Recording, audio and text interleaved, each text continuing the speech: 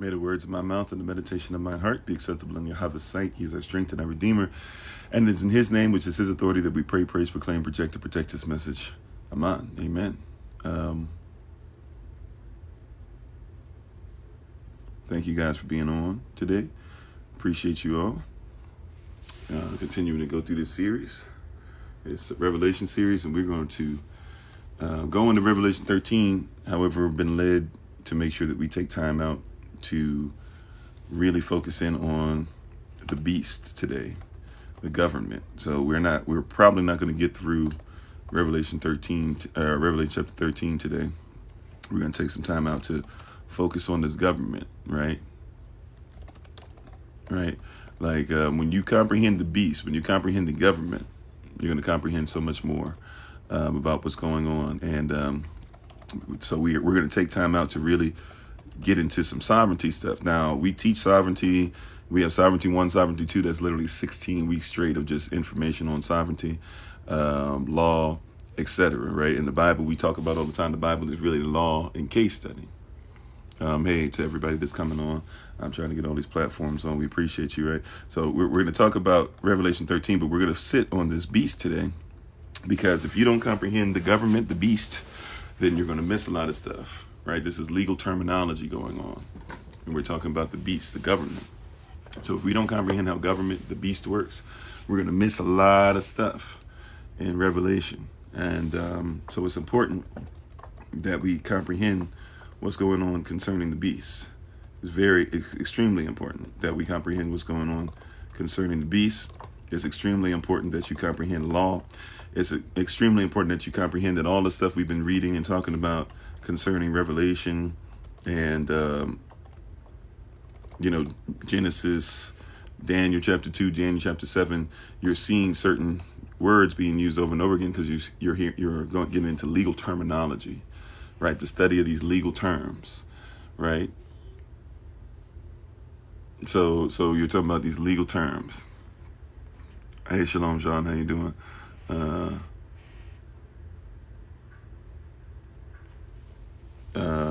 So Shalom, just basically saying peace to everybody, peace upon everybody, the peace of, peace that surpasses all understanding, the peace of the universal law, so to speak.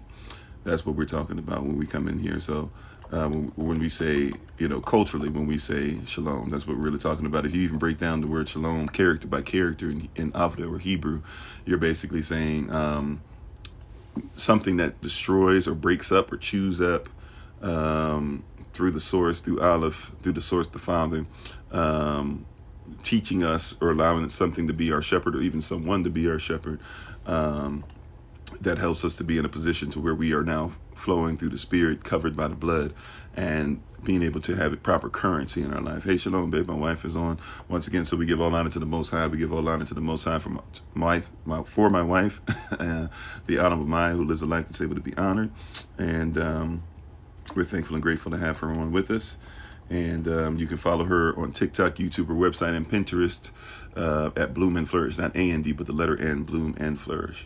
So thank you to everybody for being on with us. Thank you for your support, even of what she's doing to serve the community and to make sure that she's healing people. We're thankful and grateful to her for what she does. And to each and every one of you, those who agree with us, disagree with us, listen to us regularly, your first time, etc., etc. We're thankful and grateful to be with you. If you want more information on things that we do, of course, if you want like some deeper stuff that we go into as well, you can always go to Patreon. And go just look up Kofi Ofori, Kofi OFORI there. You can look on our link tree to find out ways that you can not only help us with resources and stuff, but even just be a part of what we're doing and learn more through our community. And maybe if at some point you want to partake and be a part of the community, you can go there to figure out our website, kofi-ofori.com. If you want to look up hashtag FindKofi, hashtag FindKofi, we're under that on multiple platforms. You'll find us just by looking that information up. And we have classes. We have all types of stuff. You can actually go on our link tree. If you go on TikTok and you go on the website, you can actually look up on Linktree to be able to find out information about us there as well. So we're thankful and grateful. Facebook's getting ready to pop up. Those who are watching on YouTube, we thank you. Those who are watching us live on TikTok right now, we thank you. and we're going to get the podcast going, and then a little bit we'll have IG back up. So we're glad to be able to say we finally got IG coming back up too. So many different ways that you can participate, find out what's going on, be part of our classes, etc. And so once again, there's so many different things that we talk about in these discussions. This is part 15, by the way. So if you want to go to YouTube or the podcast or to Facebook or to IG, etc., and be able to catch up on some of this stuff, feel free to go there. Today we're going to focus on the beast, though. So we're going to read a little bit of Revelation chapter 13. Our focus, though, is going to be on the beast today. We're probably not going to make it all the way through Revelation 13 today. Our goal, once again, is to focus on the beast. So if you'd like to be able to participate today and listen in, just know that that's what our focus is. We do have a question mark box down at the bottom of the screen. So if you have a question and you're like, hey, I'm not getting to it fast enough. I'm a human being, by the way, so I'm not the most high. So I'm not able to answer every single question as soon as it comes up. I can't see everybody and everything on every single platform simultaneously, but I will get to you as much as possible. We do ask that you be respectful, not just of me, but of everybody in the chat. And we're thankful and grateful to the moderators that are going to help us with that as we get ready to go into today's discussion. So we're thankful and grateful for you all for being on. By the way, those who do Patreon, literally the Patreon stuff that gives you content and context and allows you to have conversations with me and tell me about things, before we even get into it, help us to know what you guys want to go into, all those things. Those things are actually on, you can do that through Patreon, and Patreon is actually just $5 a month. $5 a month blesses us to be able to continue the things that we're doing, not just even teaching, but travel, helping people in Kenya, Ghana, Yashrael as a whole, all over the place, of course, focused in the United States of America a lot, and doing a lot of different things and being able to help people when they need help, helping out with the Coke Drive stuff as well, with ChangeTheLivesInitiative.org, that partnership, all the different things that we do. So, we're thankful and grateful once again for you all for being on. The podcast is trying to give us issues, but that's okay. This is gonna work. But yeah, so as we get into this, we're thankful and grateful for everybody once again. And we're going to continue the series. We're going to get ready to get into Revelation chapter 13. And as I said today, it's important for us to focus on this beast. So we're not going to do as much review as we normally do before we go in there. So Patreon is a social media platform, but Patreon is a little different. Patreon basically is something where you get a lot of private stuff. You can see some public things from time to time. Matter of fact, I'm probably going to post some things publicly on there, but you guys will get at least the way Patreon basically works is this. Patreon is you can support people who are trying to do what they do, give you what they do, and you can give something to help them to do it. So like there's people that go, we only do $5 a month, and we make sure that bare minimum you're going to get no less than about 5 minutes of content from us every day, and you're going to make that's something that you don't get anywhere else. Usually it's a message that's a little different, something that but it's a little more personalized. You'll also see pictures, so things like I do or things that I'm looking at, I can put some pictures up and be like, hey guys, here's some stuff you can check out, things like that. But Patreon is something where you can support people. We use it to support our community as well. But so like let's say there's an artist out there, the artist doesn't want to have a 9-to-5 anymore. So the artist is like, okay, I want to do a 9-to-5 scam situation. Okay, cool, Robert. Well, thank you for automatically assuming what we're talking about without even knowing what we're talking about. Appreciate you. Yeah, you already got blocked. Basically, you can, people, so somebody might want to be an artist. People like their art. They want to support the artist. The artist opens a Patreon page, says, hey, maybe you guys can give $15 a month or something, and I'll give you guys like this type of thing on a regular basis. And maybe they have another, like, we don't do that, but maybe you have another person that's on, and they're like, or maybe then they have another level. We just have one level, but maybe you have something else that's like $30. I'll do this and this for you. Maybe I'll even send you something personalized from me, once a month or something like that.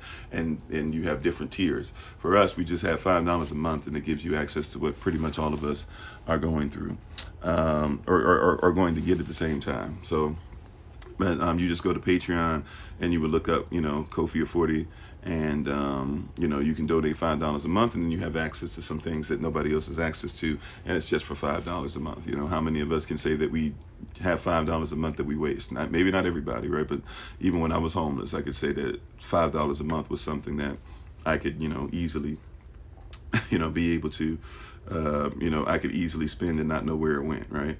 On something frivolous, chips, a McDonald's meal that I didn't need, something like that, right? So we just ask for that price. It helps us to be able to do things, run things, be more available to you, have more time to study, things like that. A coffee nowadays is $5, that's cheap some places for coffee nowadays, right? So we're just asking for the price of a cup of coffee if you want to be a blessing to us.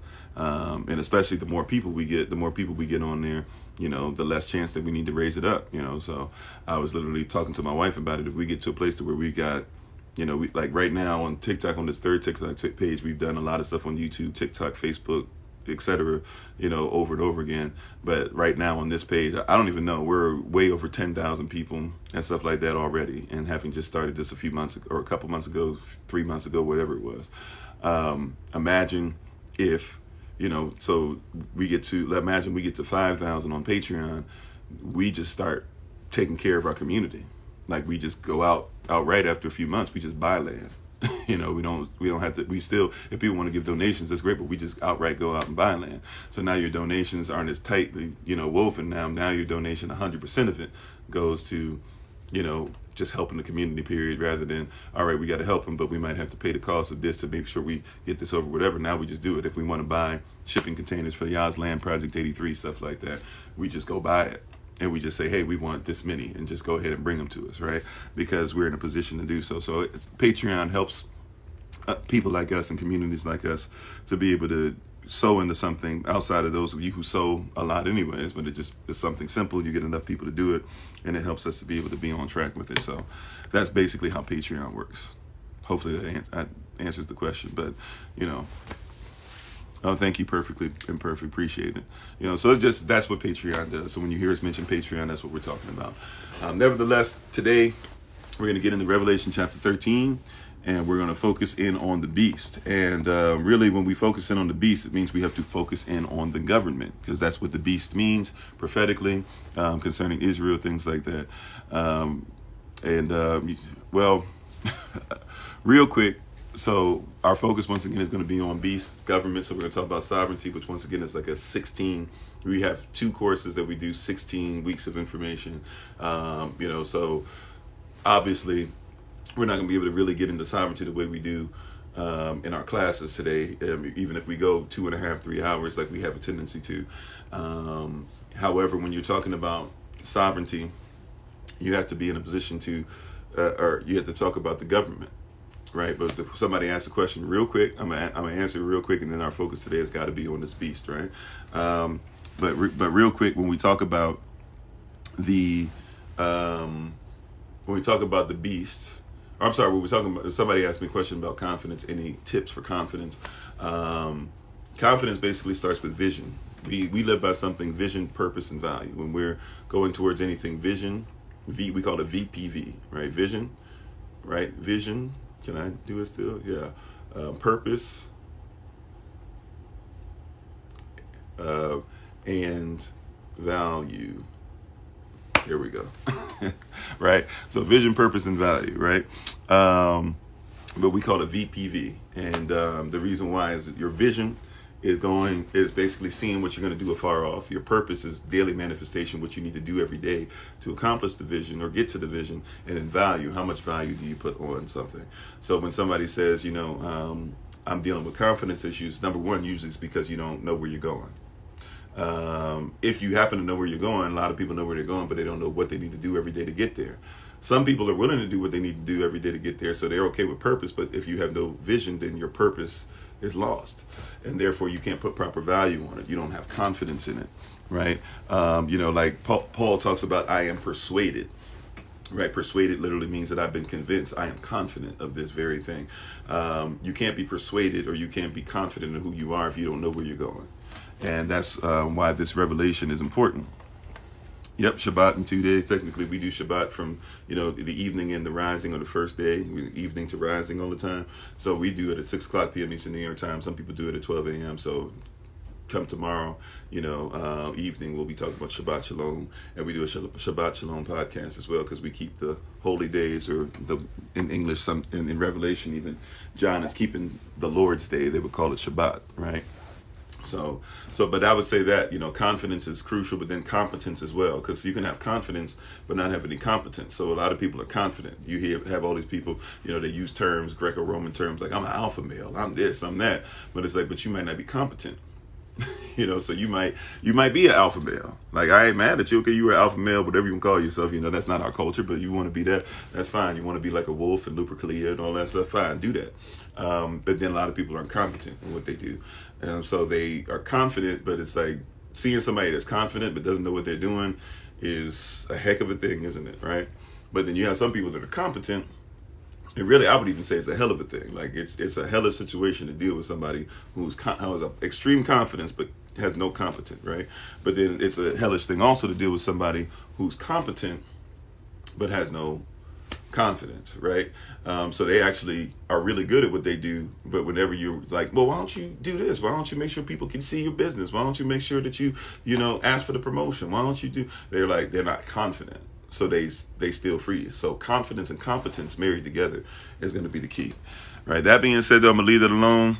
Let me say hello to you guys and go through a few of these comments real quick, and then we got to get into this beast. We got to get into the government. So shalom, everybody. I can't get all the way to the beginning, so if I skip some names, forgive me.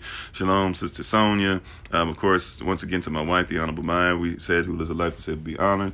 Shalom is a greeting that Jewish people use to greet each other. That's what Google told you? Okay. Well, before there was a such thing as a Jewish person and such thing as the letter J, there were people who greeted in shalom as well. Google might not have told you that, or that might have been the first thing that popped up on your screen. But there are Jewish people who have tried to take that and, use it as well. Hey, shalom to Honey. How are you doing? Jeremiah says, oh, thank you very much, Jeremiah. I appreciate you. Shalom, Sister Christine, Minister Tamara.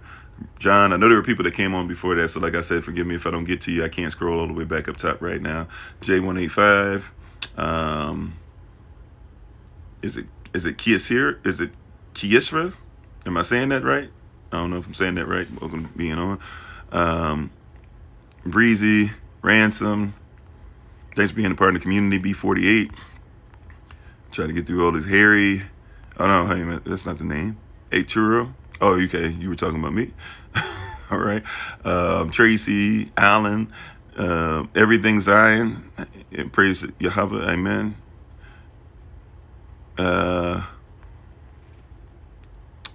Perfectly. I think I said hello to you, or at least mentioned you. Van 2198.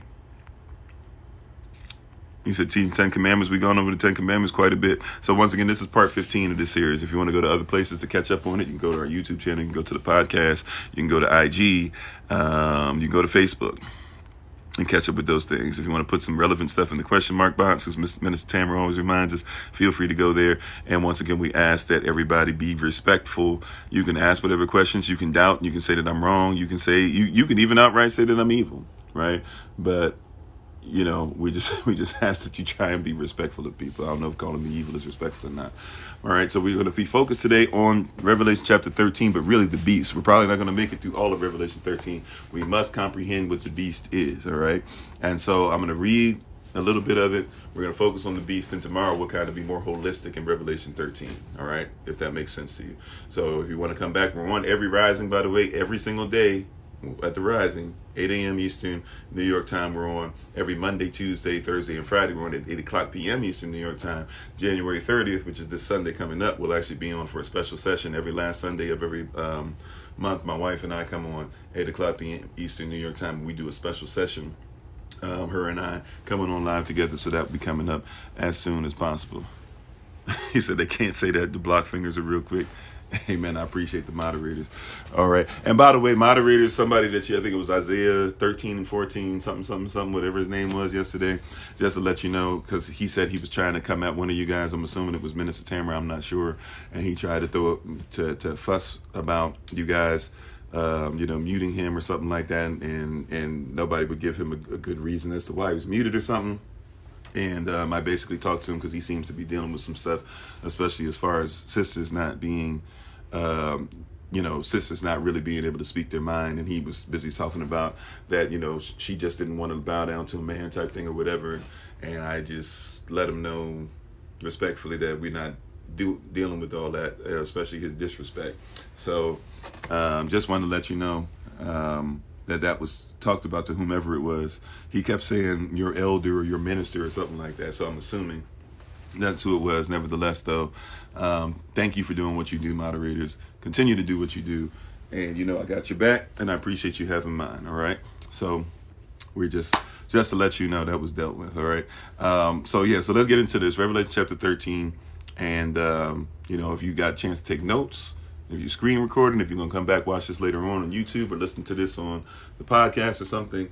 But this is going to be extremely important because, once again, we got to talk about government. We got to talk about sovereignty. We got to talk about a lot of things. Once again, this is not a sovereignty course. Our sovereignty course is Sovereignty 1, Sovereignty 2. Those are 16 weeks of information. Some of you are getting ready to take Sovereignty 2. Some of you have already taken Sovereignty 1. That's 16 straight weeks of information we do through our classes, right? So, but you're going to get some stuff that maybe you didn't think about because we don't think about government. We don't think about law. So we got to talk about law today and government. And this is why people are missing the boat, right? This is why people aren't able to comprehend Revelation, the Torah, anything. They're not able to get it because they're not thinking about things as law and case study when you're dealing with the Bible, right?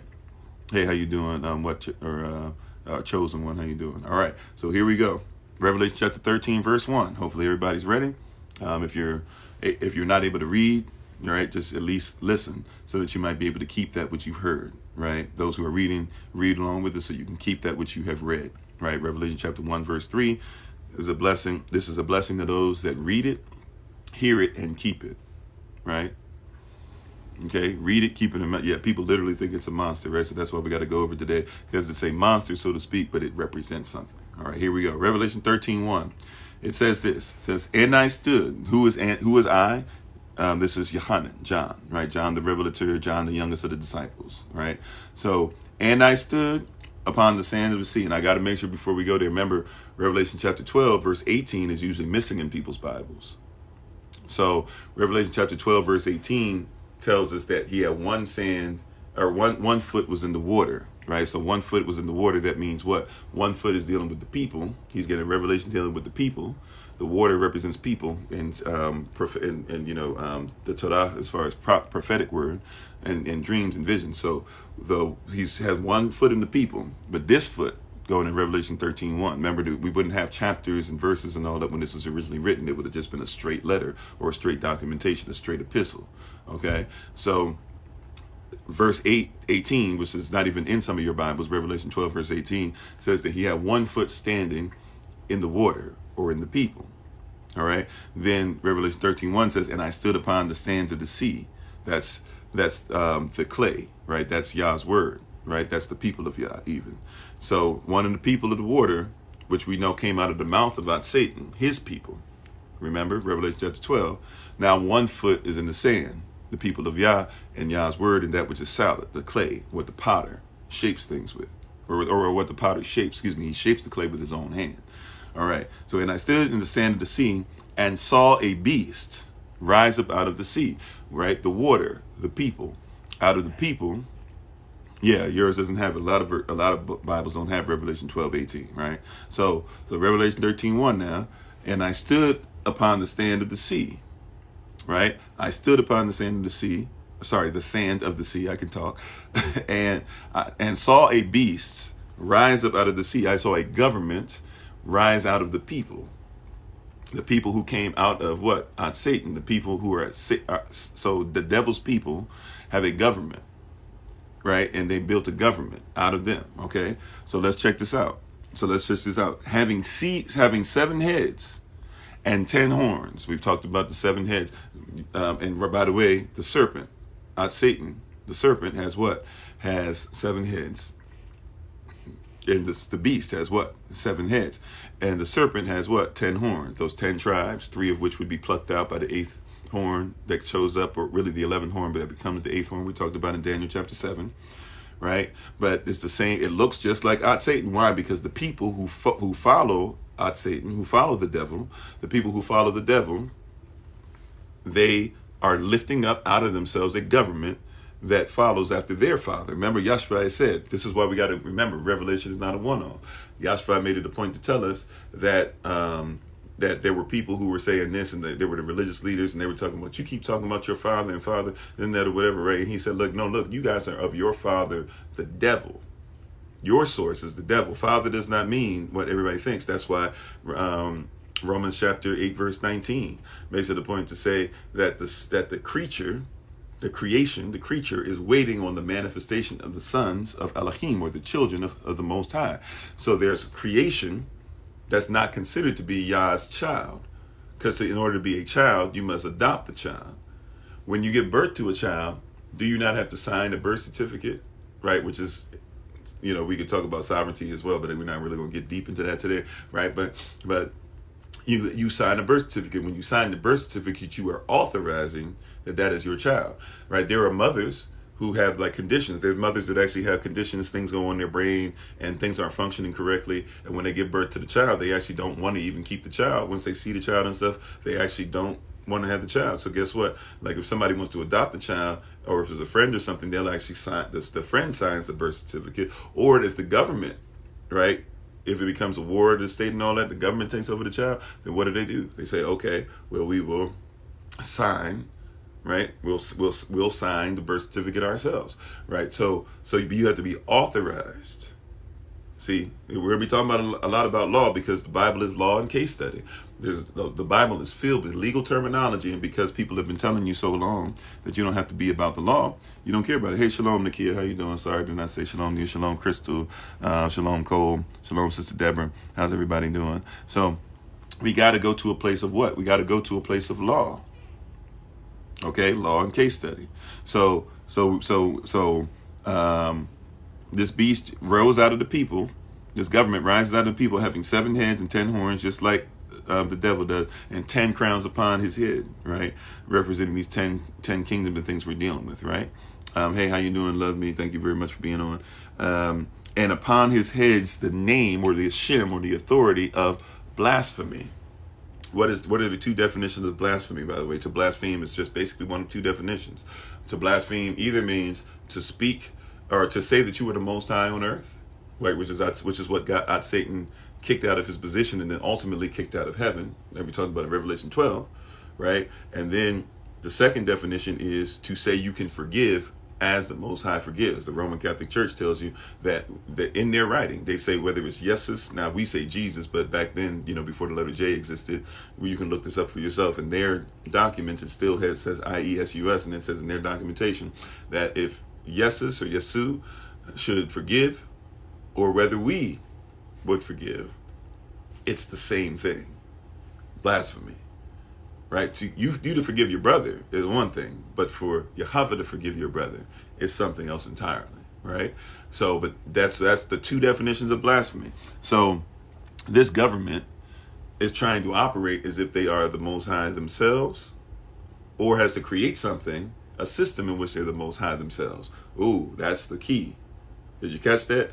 This government has to try and operate as the Most High itself, but it cannot, because it does not have true ownership, and it can only own or take ownership over what you give them authority over, or the person, or even we can't use the legal in their system. We can't even use the term person, because in their system, a human is a monster, and a person, is different than a citizen, different than a sovereign, different than different things, and there can be different definitions even of this, right? So you got to seek legal terminology. You got to be in the right system, because being a person in the kingdom is different than being a person in this system. Being a person, biblically speaking, that's why you got to get your own land, so you can say you have your own UCC, your own micronation. I don't care if it's under a person's name. I don't care if it's under a trust name. I don't care if it's under a sect name. We're doing a sect, but I don't care who it's under, right? You got to be a person in your own land, or else you're dealing with something different. We're gonna get into some of that, right? So upon his heads, the name, the authority of blasphemy. The authority of blasphemy. Okay? Revelation 13:2. And the beasts and the government, which I saw, was like unto a leopard. We saw the leopard mentioned in Daniel chapter 7. Not a one-off, a continued conversation, right? And his feet as the feet of the bear. Daniel chapter 7. That's why we went over Daniel 7 in part 5 of our series, right? And his mouth as the mouth of a lion. Daniel chapter 7, right? Hey, how you doing? Iron Grid, shalom, brother. How you doing? Right? And the dragon gave him his power. Where did his power come from? Where does this beast, where does this government get its power from? It gets its power through the conduit of the people from the devil, right? So the devil has to depend on the people to manifest his government, and the government has to and only have its power through the people who go through the devil. Now, I need legal terminology. Check this out. You've heard this stuff, but you've never thought about it as far as in this context. All right. So watch this. Watch this. You ready? We the people. We the people. Right? Power to the people. This is a government of the people. Legal terminology. This is not a one-off. This is not a mistake. This is not something that we should separate in history. This is something that you are dealing with every day. You're walking into the beast. When you leave, some of you are listening to me are doing work for the beast, right? Because even if you work, I don't care if you're working at Chick-fil-A, if you work wherever you're working taxed, dealing with stuff, dealing with people who are what? Part of the beast. Right? I'm not telling you something that you're not aware of, but maybe you don't know. To know means to be intimate with it. You deal with this all the time, but you don't think about it. All right? I've been part of the United States military. I comprehend how that rolls, right? You got to do some stuff for the government that's iffy. I had to make decisions as far as who might get shot and who might not get shot today. I had to go into battle with a mentality that somebody's life would be taken. And guess what? I might not even agree with the government that's telling me that I might have to take that person's life. You're dealing with a beast every day. Every day. Yeah, the world's really got us confused out here, right? Like you're dealing with the beast of government every single day. You got to be ready for this, right? So it says that this dragon gave him his power. And by the way, Satan learned from the Most High. Remember, he was up in heaven at one point. He was an archangel himself. He was the angel of music, even. How you doing, Apple? Right? Thank you, Kiesra, right? Kiesra. All right, it might take me a minute to get there, but thank you. So what did he do? He learned from the Father of everything and set up a government, right? So watch this. We talked about this in Barashit or Genesis. Let us make man inside of our image and after our likeness, and let them have dominion over the fish of the sea, the fowl of the air, the things that creep upon the ground, all those things, right? And then verse 28, we skip over verse 27 to verse 28. What does that say? It says, and let them be fruitful and multiply, replenish, and subdue, right? Then we jump over to chapter 2 in our Bible, what a human being is, right? A human is a dirt body with a spirit inside of it, humus or hue, dirt, rich, dark, nutrient earth with man, spirit inside of it. And then what had to happen for that to become a legal being, to have life? It had to breathe and become a living soul. The soul attaches the physical to the spiritual, right? The psychological, because psyche or psyche in the Greek means soul. So the psychological is important because the psychological connects the spiritual to the physical. When it says you are spirit, spirit, soul, and body, it's saying you are spiritual, psychological, and physical. Okay? And so now that's what allows you to have dominion, and you have free will. So Yah has the right to live in you and you in him. If he lives in you, you authorize him to live in you, and therefore he can adopt you into the family as a child, and he can move through you to make things manifest on the earth. But you are the one that has dominion over the earth. He has dominion over all, but has given you a king or a queen under the king. He has given you dominion, and so he cannot operate in you. Watch this. Matthew chapter 6, starting around verse 9. Our Father, which art in heaven, our source, which art in heaven, right? Which art at Shemayim on the other side of Rakia. Hallowed be thy name. Your name is lifted up. Your authority, your everything is holy, right? But guess what? Thy kingdom needs to come, and thy will needs to be done on earth the same way that it is in heaven. So how does that happen? Give us, the ones who have dominion, we allow you to be in us, to use us as a conduit. Give us this day your daily bread. Rain down the manna from heaven. Open up that IKEA and allow the manna from heaven. Don't allow a drought, because droughts only come in the Bible when there's disobedience. So we are going to be obedient to you of our own free will, so that you would be able to what? To rain down the manna, what we need. And manna was something you needed in that day. If you tried to save manna past the day, the manna would get rotten, would it not? So rain down the manna from heaven. Rain down the manna from heaven. We're asking you, we who have dominion here are saying we want to have you use us as kings and queens to bless others in the earth, or to bless our situation on the earth, or to have kingdom on the earth. We're not waiting to die to experience kingdom. The kingdom is living in us, and since it's living in us and it's in my heart, out of the abundance of the heart doth the mouth speak. Right? Are you with me? Right? So you got to understand, hey, shalom, Hattie, how you doing? Been praying for you. Glad to see you on.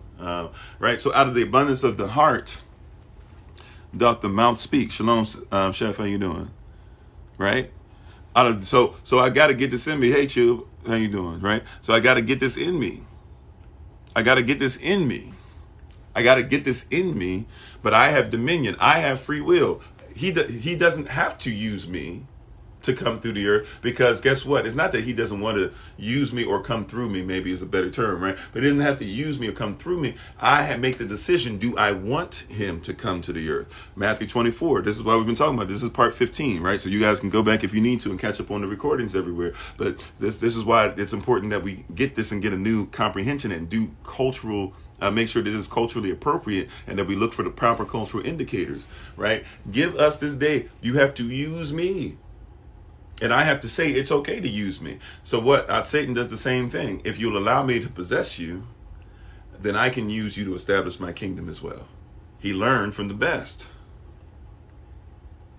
He learned from the best. We keep doing this weird thing where we assume that Satan is stupid or dumb because he's a defeated foe. No. Like or people who say stuff like, it always irks me when somebody be like, I wish I had a church that prayed in tongues, and could pray the devil away. And when we speak in tongues, he has no authority. The devil is like, I knew tongues before y'all existed. Like tongues. He's like, tongues. He's like, man, before you existed, I was over here. He's like, I knew you. People talking about, we going to use praise and worship to be able to drive the enemy. He's like, music. He's like, I was the angel of music. What you talking about? Right? But we don't legally know what's going on. We don't comprehend government. Amen. Thank you, Kiesra, right? We don't comprehend government. So anyways, right? We're going to focus a lot on the beast today. We're not going to go, I know we're doing a lot. I'm just trying to set the table for Revelation 13, but we're going to focus on the beast, the government today. Because when you comprehend law and you comprehend government and you comprehend that they're talking about the beast as a government, then you got to know law. You got to know sovereignty. You got these things we've been teaching and talking about and doing these classes for and trying to sow. And you heard me increasing how much we talk about law and things. You got to know it because the Bible is law and case study, right? It is, you're dealing with kingdom law, marital law, universal law, natural law, substantive law, remedial law, public law, private law, common law, law of attraction, law of first mention, whatever it is, you're dealing with law. And if you want to keep going away from law, you're going to get ate up. The kingdom of heaven is suffering violence, and the violent are taking it by force, because guess what the violent do? The violent set up law. And they get you on law. And they keep getting you to sign documentation so that they can do whatever they want. You can't even go to prison without you signing documentation. So going through court right now, yeah, a lot of people are, right? So you got to be in a position to be able to get this. Amen, somebody, right? Like you got to be ready. You got to be ready for this. We got to make sure we get this thing down. If we don't have law down, we're all over the place, right? If we don't have law down, we're all over the place. Okay, so we got to get into government today. Like I said, sovereignty, our classes, we got 2 different classes, 16 weeks worth of information that we go into, an hour, sometimes an hour plus each week. But, you're going to get some of it today. You got to get a little bit of it, because if you don't at least get some of this concept down, you're going to be messed up. If you don't get the context down, context without facts is terrible, and facts without context is terrible. You're going to get this today. As Kevin Hart would say, you're going to learn today, right? You're going to walk away with a different mindset.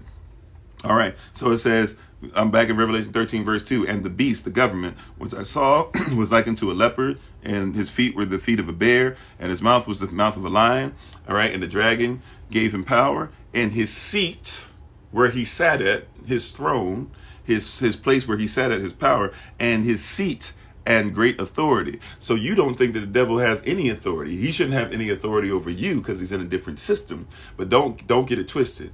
Satan has authority in certain places, and Satan has the ability to do what? To have authority. But guess what? Somebody has to authorize him. And where does his government come out of? The people. The people who worship him authorize him to be able to come and do what he does. If you're signing documentation sometimes, you are authorizing him, depending on what the documentation says, you are authorizing him to do what he's supposed to do. All right? When we sign our name, I heard you say we should write something to keep your authority. Yeah, you keep, well, it's really to keep your basic rights as a sovereign being, or as a natural man or a natural woman. Right, not a natural male or female. Male or female in this system means something different. But as a natural man or natural woman, you put above it in quotation marks. You put UCC 1-308 underneath your signature. Above it, you put without prejudice. So you put above it without prejudice, quotation mark, without prejudice, and then you make sure that you then put your signature on the line, and then underneath that you put UCC 1-308, which used to be UCC 1-207, I believe, but you put UCC 1-308 is basically saying that you have the right as a human being. You're letting them know when you sign the document, and anybody who you come against, if you have to go into legal stuff later on, you're letting them know, hey, I am an actual natural man. I'm a natural woman. I'm not a natural person. I'm not a human. A person doesn't necessarily have rights depending on what definition, and a human can be considered a monster. If you go and look up Black's Law Dictionary and you look up human, you will find that human, it says sea. It doesn't even give you a definition nowadays. Nowadays it just says sea monster. It's SEE monster, sea monster. Look for monster, and then when you look up definition of monster, you have to look up what a monster is, and a monster basically has no rights because it's a monster. Right? That's why we say, look, I'm black all day, every day, but on paper, or in a courtroom situation or something like that, if somebody says, what are you? What's your race? What's this and that? I'm a natural man. Or I'm a non-citizen national. That means what I'm telling them is you have no authority over me in your system, but I got to know whose system I'm in. So if I'm in the kingdom, yeah, I can be black. I can be Israel. I can be Shwe. I can be Ghanaian. I can be American, because the original American is a copper-colored person indigenous to America. I can be Taino. I can be what's Cherokee. I mean, there a lot of different things I can be. But if you're talking about in the courtroom setting, oh no, in the beast is doing something different. He's trying to set you up. See, once again, we're so, when it comes to the spiritual, shalom, Brother Dennis, when we come to the spiritual, we are so mystical with things that it can't be practical. Right? Like, we're so mystical with things that can't be practical. So we don't know how to apply this. You're in the world, but not of it. You can be in the United States corporation, but not of it. You can be a citizen of the United States of America. Or watch this, my birth certificate that I was given, even though it's something that if you're not careful, it can be used as a straw man against you, but I don't use benefits or privileges, so it doesn't affect me that way. But I can also flip it and say that I, as a person who has power, I can say, well, I was born in the state of Maryland, so I'm not a citizen. I might not even say, I don't even necessarily say I'm a citizen of the United States of America. I can just say I'm a Marylander, because every state is a country. So you have 50 states, those are 50 countries that are united. But the United States is a corporation, according to what was done in 1868 and later in 1871. So that's a different thing. A corporation is a person, which means that a corporation, this person owns all the straw men and the beasts, owning the people, and the people signing, giving authority to the beast, and having a government out of the people, we the people. You see what I'm saying? And now we're in a different situation. Rather than, oh no, I know who I am. I know what I am. I am the master. You are the public servant. You serve me. And the Constitution, by the way, the United States Constitution, even the Constitution of the United States of America, if you will, doesn't have power over the state, because any president, right, through martial law, right, any president can give an executive order and tell everybody this is what you have to do. But guess what? The states have the power. They get to say, oh, we'll listen to it or not, or this is how we'll institute it, or there's a UCC that's used worldwide for business, but each state can say, well, in our state, we don't like that part of the UCC, we'll do this. Because the state, that country, has more right than the federal government does, because the federal government is a corporation. A corporation is not a country. It's a fake country. A corporation is a fake person who has fake people under it as slaves. Plantation. A beast. But you got to give authority. We gonna talk about some things today because we don't think about it in this way, right? Holy Spirit, help me. I think that might be all we need to go on today for what we're focusing on. Yeah, that for what we're focusing on today, we're really going to be focused on Revelation 13, 1 and 2. Because we got to get into this beast. Hopefully you guys can see just in the little bit we've gone over so far that this beast puts us in a position. Thank you, Valley. Appreciate it. Right? Hey, Grand Rising, Benita, how you doing? Says stop writing with pens, just speak, use words. The ink is of destruction. Well, yeah, and even depending on the color of it and stuff too, that can be a whole thing. Can someone pin that real quick?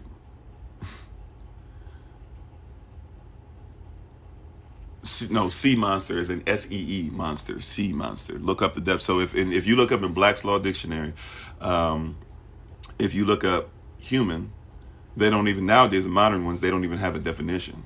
So it'll just say SEE, sea, monster, and then you have to look up monster in Black's Law Dictionary, and you'll discover what a monster is. So if you call yourself a human in Satan's system, or excuse me, the Satan system, forgive me, right? If you look up human in the Satan system, what you're looking up is they're saying you're a monster to it. Remember we talked about Willie Lynch syndrome? We laid this stuff out with Willie Lynch syndrome. How, excuse me, and we were talking about that in that series. How the goal is to get you to flip who you are and to stop thinking of yourself in proper perspective, and to change everything up and to say that you're not who you're supposed to be, right? And to make you give your right, because to have to kill you is something that's against what they want to do. We think that they always want to kill you off. They don't mind killing you off because they can think of you as chattel, right? Chattel slavery is still in existence, even according to the 13th Amendment in the beast, the Constitution of the government. 13th Amendment still says that if we put you in prison, you still can be treated as chattel slavery. So if somebody kills you, why? People are like, oh, they're killing us out here. You're killing us out here. Why are you killing us? Make sure that you do. No. Like, they're killing you out here because they consider you to be chattel. They consider you to be a human, a monster. Monsters get killed. In law, people are talking about we need to make sure that we go against police brutality. In law, you'll never find police and brutality next to each other at all. You'll never see it in law because there's no such thing as police brutality in law. Now, if you want to look up law, that's why you got to know law. The beast is tricky. So you got to know law. If you're dealing with the beast, well, what happens? Well, the beast says, okay, I need to, or the beast has something written out that says that we can't circumvent civil rights. So you go and you say, hey, they're trying to go around my civil rights. Now, the judge, who's part of the executive branch, by the way, we think that judges in states and judges in we think that judges that are in states and judges that are, in counties and whatever, we think that these are actual judges. They're judges in title only, but they're not actual judges. Judges are only in the Supreme Court. They're not in when you go to get your, if you got something against your driver's license, or you're trying to make sure you go for a ticket, or you're going even to deal with divorce or any of that. Those are not actual judges. They belong to the corporation, and they're actually priests of the corporation. As much as they keep telling you they separate church and state, what are they wearing? They're wearing priestly robes, right? You said they have no governance over you, still be owned to you. Well, it depends on what you're writing down and what you're signing up for. But I agree with you. They shouldn't. They shouldn't. Said the beast wants contracts, most definitely. Written in blood, by the way. That's why sometimes you got to be, or not sometimes, you should always be careful about what you sign in red ink. Because when you sign in red ink, you're saying it might as well be my blood down here. Right? Be in the system, but not of it. Live in the world, but not under their jurisdiction. Amen. You said, we're in this world, not of the world. The word world basically just means system. Even in the Greek, it means cosmos, K-O-S-M-O-S. It's not C-O-S-M-O-S. If it was C-O-S-M-O-S, they'd be talking about the physical terraformer. K-O-S-M-O-S is talking about the system. Yeah, Jason, it's crucial, right? They should be a stepping stool. They should only be public servants. But we don't think of them as servants. And by the way, if they're servants, that means that you must be a master. Now, master does not mean an owner, because once again, we go off of somebody else's weird stuff. A master is a teacher. A master is a teacher. A master is the one who teaches in the environment. That's why before there was a slave master, if you will, there were people who had master bedrooms. You know why there were master bedrooms? There were master bedrooms because there was a time where men and women didn't necessarily sleep in the same bed together. So you actually had a master bedroom because he was supposed to be the master, the teacher, the one who set up the environment of the house. And then the wife had her own bedroom. And sometimes the master might go to his wife's bedroom and they would lay there. Sometimes the master might have his wife come to his bedroom and they would lay there. Sometimes they slept in different rooms. So you see, so somebody will come up with stuff. See, you got to know context, government, how we even govern ourselves, right? So you'll have somebody that'll come to me on a live or come to me doing something and be like, you guys are so terrible. And, you guys don't even understand. So are you guys sleeping in, so if your wife is on her period or whatever, does that mean, like that's so crazy. So they were supposed to send their wife away when she was on her period, this and that or whatever. No, you don't comprehend. Back then, their wife had her own bedroom. So if she was on a period and the master had his bedroom, she had hers, she just might lay in a bedroom by herself. It didn't mean she didn't spend any time. It didn't mean that she didn't necessarily come and sit down and talk to her husband in his bedroom. But if they slept in different places, hey, they slept in different beds. By the way, this is not something that's new to us. We keep acting like we don't have television. I'm old enough to remember watching shows, I think like I Love Lucy. Forgive me, I'm trying to think of the other shows. They're so foreign to me now. I Love Lucy, not Leave It to Beaver. The Brady Bunch, stuff like that, where people slept in different beds. There are movies that are out where you see husband and wife in the same bedroom but sleep in different beds, but they used to sleep in different rooms. That's cultural. But you have somebody telling you about your culture. You got to know about the government. See, we're talking about things that govern us. We're talking about things that govern us. You're living in a government today that has people that aren't even legally ready to be married, because in our culture, you got to be pre-qualified to be a husband and pre-qualified to be a wife before you find your wife and approve of the husband who finds you, right? And then you can get married, because sex is marriage and marriage is sex, which, by the way, legally in the government, it's still the same thing. Sex is marriage and marriage is sex. Sex is marriage and marriage is sex. How? Because if you get married to somebody today, if you were to get married and 3 months later you come before the judge and y'all want a divorce, and the judge will say, well, why do you want the divorce? Because the judge is supposed to question you, because he or she is not supposed to just give you a divorce as soon as you come. And they would ask you why. You might say something like, we haven't slept together since we got married. We've been married 3 months. We haven't slept together. In other words, we haven't consummated, we haven't had sex. So the judge will talk to the other person. Is this correct? Yes. Maybe they'll ask why, maybe they won't. But if at the end of the day y'all haven't had sex and doesn't look like y'all gonna have sex anytime soon, guess what the judge will do? They will annul the marriage. It will be as if it never existed, because if you don't have sex, it doesn't count. That's why legally, with Obama, not too long ago, they went through the process of changing what marriage was, which meant that you had to change what sex was. And that's why in some places they still don't necessarily get down and approve it. You know why? Because the state is above. The state, United States of America, is above the corporation, the United States. So when they tried to make this into law, even when it was voted in by the Senate, the people who govern the state got to say, you know what? Well, we won't do it because in our state, we consider sodomy, which is there not to say that you can't have whatever you want to do in your bedroom, but it was more so we don't want men having sex with men. So we put laws in there that say man can't have sex with men.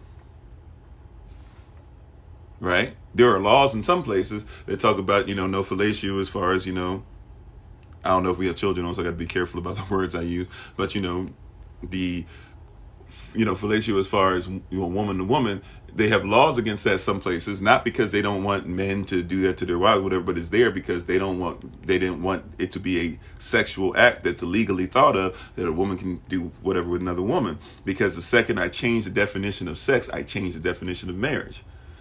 This is a legal thing. Whether you agree with me or not, whether you LGBTQ plus or not, I'm trying to tell you, I'm trying to teach you, like, we don't know how things happen in government. There's a reason why this stuff, you have the right to do whatever you want, but whatever you do, if it interferes with other people's rights, is considered to be breaking law. Law is to protect your rights.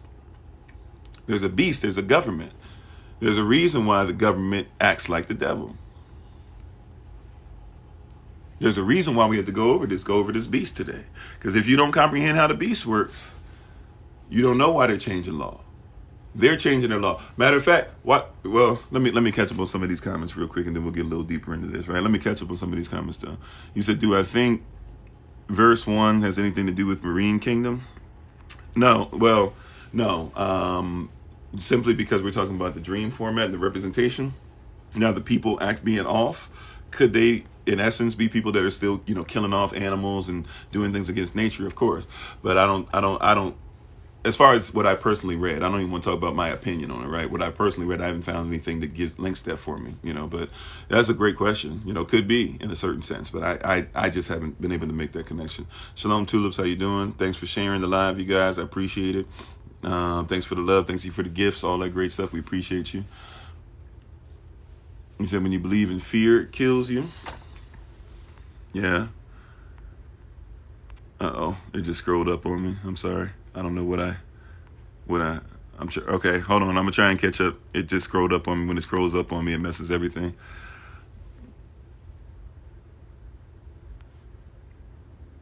Satan and the dragon are the same person. Yeah, they're the same. It's the dragon represents our Satan. You said, so we don't have rights in a sense. You have rights. You always have rights. You always have rights. You have the right to do whatever when your right interferes. So like you have the right. So for example, you have the right to live, right? But if part of your living experience, you have the right to have fun. But there's some people that think it's fun to kill people. So there has to be a law that says that, well, you have a right to do whatever. Matter of fact, you have the right to kill somebody. But when you do, there's got to be a law to protect us. Or when you attempt to, there's got to be a law out there to protect somebody else's right to live, right? So you have a right to do whatever. You have a free will to do whatever you want. But there are consequences. There are great consequences. There are negative consequences. So you always have rights. Yeah, we must comprehend the government. Thank you, Brother Clem. Government is the beast system, no doubt. Yeah. Shalom, Sister Barbara. Do you think? Okay, I think we got there. All right. So let me go. Let me keep going. Shalom, Sister Beverly. I think I saw you on there. It's my pleasure, Sister Sonia. I'm trying to catch up with you guys. Sorry. You said Steve Harvey's a judge. Oh, that's why he is. Is he a judge? Or maybe I'm missing what you're saying. You said I had court yesterday and they put me down as limited access. I was trying to deny that. Yeah, if you're already in court, it might be difficult. If you're already going through the process, it might be difficult. A lot of stuff we're talking about, you got to set up beforehand. But some stuff you can do later on. You said Revelations, they wear priestly robes and referred to as your lordship. Yep, your lordship, your honor. We always say this, be honorable. When you go to court, be honorable. Well, why are you being honorable? Who do they represent? It's our pleasure, J185. Barbara says, you're right. When they retire, they go back into practicing law. We have a couple of them in the office. Yeah. Matter of fact, I was just listening to somebody today talking about how they were helping somebody in California in the 90s. And they were saying that they actually used like some California code 170 point something, 170.0 or 170.1 or something like that, which basically they were able to say that no judges had the right to be over the case in the state of California because they had messed up. So they went and actually found a retired judge in Nevada and brought him to California just to make sure that he could preside over the case. Like it's crazy out here the way they put this stuff. Yeah. Shima said, yeah, your grandparents used to have their own bedroom. Yeah. And the beast changes these things, changes definitions. And before you know it, you're living by somebody else's standard. I'm not saying that husband and wife shouldn't sleep in the same bed, but I'm telling you, like, that's why, like, that's where these terms come from. We think master bedroom means it's a slave man. No, master bedroom. That's why they've even stopped when people sell homes and stuff. They stopped talking about that or referring to master bedrooms as master bedroom. Master just meant that it was the master of the house, the teacher of the house. And that was supposed to be the man. He was supposed to set the environment. And the queen, she had her own bedroom, and the children, everybody had a bedchamber, right? If you had grandparents that lived there, well, grandpa probably would have had a room, or grandma would have had a room if you had money like that, right? Like that's the way it went. That's why even today, a guy, he'll have a house. He says, well, I got to have a study, or I got to have an office, or I got to have a man cave, right? A woman, hey, I got to have a room that's just for me, my powder room or something like that, right? Something that I can have some kind of access to that's just for me, like that's something that we had, right? That's our system. You're talking about a beast, though. That's a different way of governance. And so people are going to argue with you coming from a different type of government. They're not arguing with you off of your culture. And a lot of us don't argue based off of our culture. A lot of us are arguing based off of what somebody else does. That's why we miss a lot of stuff in Revelation. Shalom, Dennis. How you doing? Aoife says, it's literally normal in majority African homes. My grandpa has his own master room. Yep. Matter of fact, we were blessed when we went over to Ghana recently, because the guy, Pastor Bo, who invited us over, we had our own hotel and everything, but he really wanted us to stay with him. So for a couple nights, we stayed in his place out, and I call it the country. Some people try to call it something else, but, we stayed out there in Millennium City, and he gave us his room. Like, that's a blessing. That's the master bedroom. So he was basically saying, we look at you as masters. Like, we give you the right to be in this bedroom. So some people have guest bedroom, but if you have somebody that comes over and you say, you know what, I'm going to give you the master bed. I'm going to give you my bedroom. I'm going to sleep in the guest bedroom, or I'm going to sleep on the couch. You sleep in my bed. Like, that's, right. Like, that's a cultural thing. So when he did that for us, he was saying like, hey, we recognize you as this. You said he was a chief though.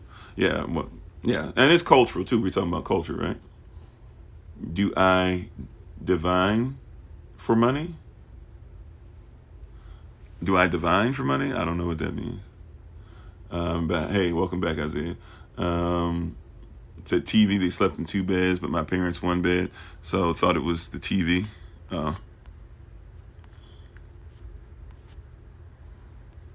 No, probably not going to get to Revelation 13, 9 through 10. We're trying to make sure we get the beast today, the government. We are going to talk about Revelation 13 at some point. We might mention parts of it, who knows.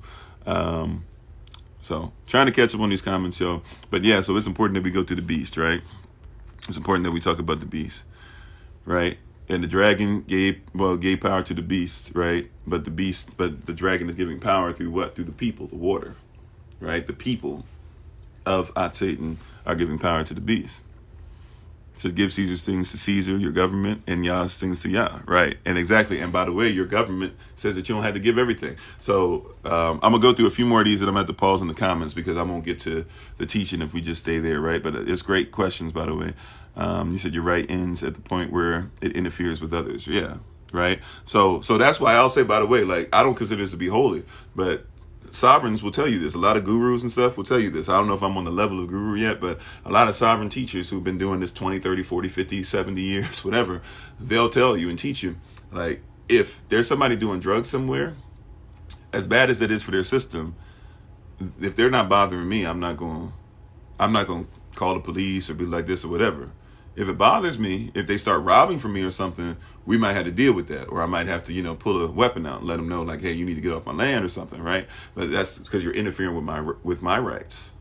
So now you're breaking the law. But if you out there on the corner, as much as I hate it, as much as I might talk to you about it, as much as I might try to get you some help if you accept it, if you're doing drugs, that's on you. You're sovereign too, right?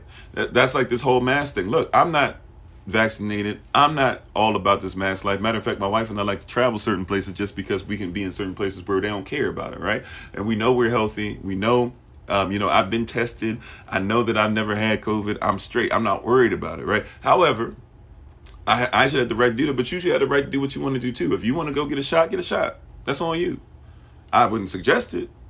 You're dealing with some, I wouldn't say completely, but you're dealing with some of that mark of the beast stuff that's going to come with it. You're signing documentation saying it's okay, right? You're doing a lot of different things. But hey, you do you. I'm going to do me. Like, if that's what you decide, hey, you are sovereign. You have the right. Understand there's consequences, right? And there's consequences that come with me too. That means there's some places that I just can't go right now because they're going to say you can't go if you don't have a vaccination card. So be it. I mean, I could try and stand up and do legal stuff and blah, blah. But at the end of the day, look, that's the state's rights. If the states try to do it or whatever, that's what they do. They got power and authority over there. Hey, yeah, when I'm in their system, when I'm in their world, if I decide I want to go to their places, I got to abide. That's sovereignty. That's sovereignty, right? But if I don't want to, I should be able to not want to as well. And therefore, if you try to come to my home or if you're knocking on my door or some stuff like that, well, that's why I got to become a micronation, or I got to make sure I'm not dealing with any benefits or privileges. So I can tell you, you don't have a right to come here. You don't have any warrant that's legal to come here and even tell me that I need to get this or that or whatever. You shouldn't be knocking on my door. You shouldn't be calling my phone because I'm not signed into your system anymore. I signed my way out.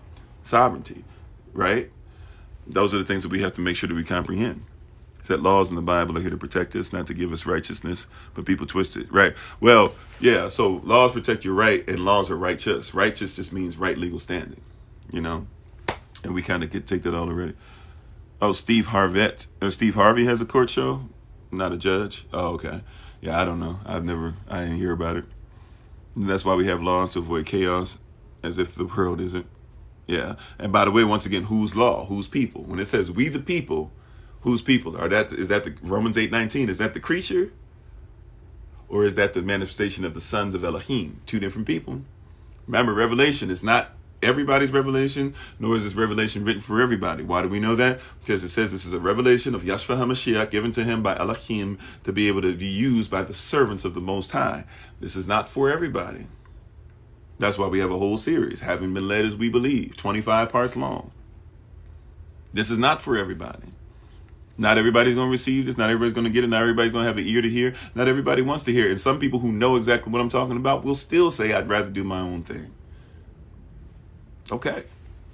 You're sovereign. I'm sovereign. You have a right to say that. Just make sure you don't come on over here. You come on over here, you start trying to do some stuff. You try to put your hands on me. You try to mess with my wife. You try to mess with my children. You're going to see a different part of me come out. You know? You said, yeah, they said in the owner's suite. Some houses have 2 master suites, right? So it's a cultural thing. You said it would be so funny if you're buying a house and you ask a real estate person, where's the wife's room? I mean, you could. Some houses actually that exist. It's very rare because we're in a very Greco-Roman society where people don't think about that. But, you know, and we're talking about this culture and this North African culture that we would call Yashtel at this time when this is being written. And even, I would say even in Rome, in some places, right? Everybody would have had their own room. Matter of fact, if you notice, right, like fathers don't really like to do the whole sleeping with the children thing. Not all the time. Sometimes it can be, I'm just talking about, stereotypically, if you will. Fathers usually don't like to sleep with the children like that, especially in the bed. But mothers don't mind sleeping with the children in the bed. So guess what would happen? The children would sleep with mom. It's a natural thing. But they would sleep away from the father because fathers don't like it. And matter of fact, fathers usually don't sleep with children like that in beds. It's actually a lot of cultures consider it to be kind of creepy.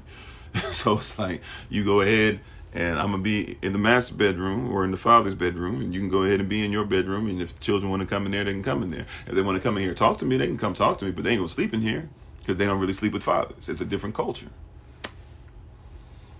I've been chosen says Jesus is not God. Psalm 22. He calls on God, so he can't call on himself. That would be delusional.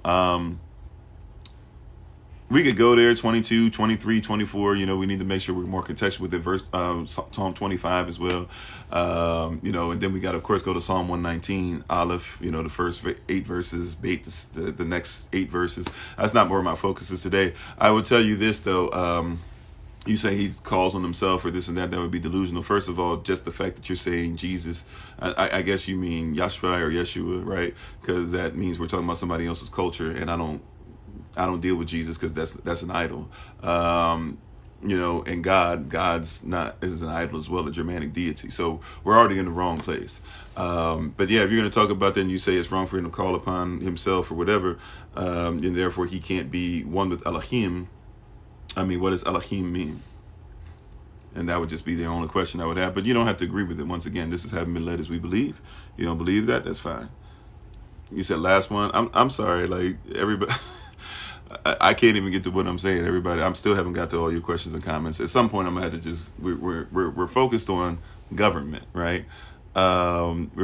I'm sorry, we're focused on government. Everybody's asking me all these things that we're getting away from. Like, we got to get back to the beast, right? We're kind of sort of talking about the beast, but we're circling around rather than landing on the runway, right? So, if we can get back to this beast, you said it shall be our righteousness as we observe and do, right? And that's something we're talking about, even Deuteronomy 28, 1 and 2, really, before we even get there. Deuteronomy 4, 6 is great. Deuteronomy 6, 4 is great as well, right? That's the same thing it's talked about in what is that? Luke chapter 12 verse 28 through 34. Talked about also in Luke, I'm going to say the wrong, was it Luke chapter 10 as well? So yeah, there's a lot of great things there.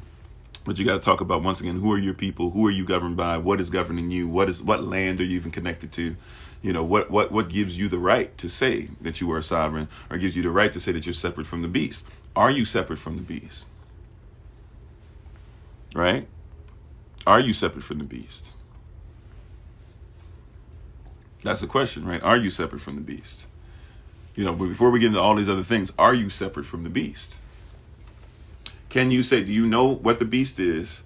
Do you know how the beast operates? And can you say you're separate from the beast? Do you still get benefits and privileges from the beast? Do you know what that is?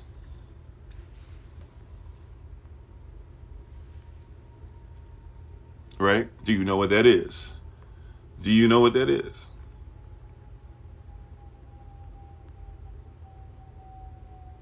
Like, do you know what it is?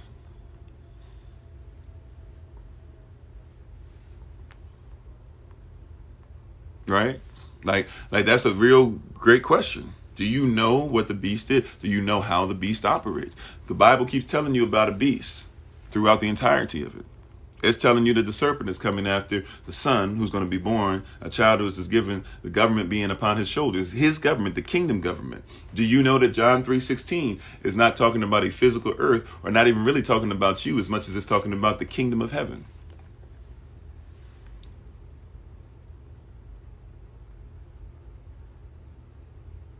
Okay, Isaiah, if you don't have time, I apologize. You have to, you know, it's obviously I'm dealing with a bunch of people. So if you're saying that I should make sure I put yours above everybody else, but then how do I tell who has time? I'm supposed to have everybody put in parentheses. Give me 2 minutes. I only got 2 minutes left. I got 5 minutes left. Like it's my live. I got to do as I'm led. Yeah, I apologize if you know, you can watch the rest on YouTube or something and leave a question. Heck, you know, you can find other ways. I mean, hey, you can DM me. And we can have a conversation right there, and you can get a text answer or whatever. Or I can make a little link just for you, and you can at some point go on YouTube and look at an unlisted thing that's just for you, possibly, if I have time. But the live is for this. You know, much love to everybody, but I'm not. That's one thing I'm not going to condemn myself for, is not being able to do what Elohim does. I'm not him. That's one of the things that blessed me a long time ago. When I realized I wasn't him, it helped me to be separate from a lot of different things. Right? But are you separated from the beast? Once again, that's the question. Are you separated from the beast?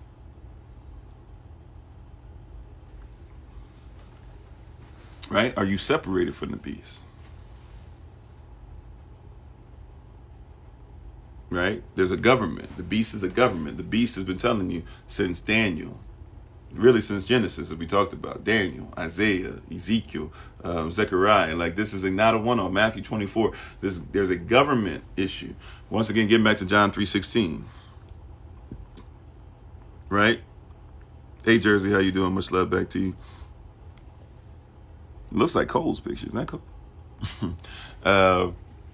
So, you know, so like that's, you know, are you in the beast, right? And that's why at some point I have to get away from the comments too, because we're not in there, right? So the government is the beast.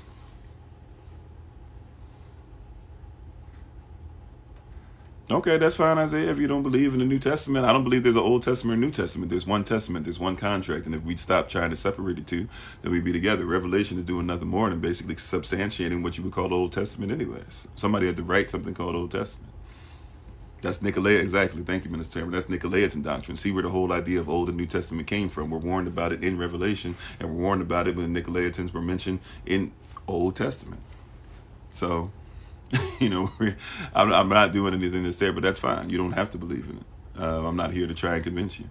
You know, so basically, it's, you know, we're in. Hey, Jay Stacks, how you doing? And, you know, we don't have to get into arguments in the comment section or anything either, right?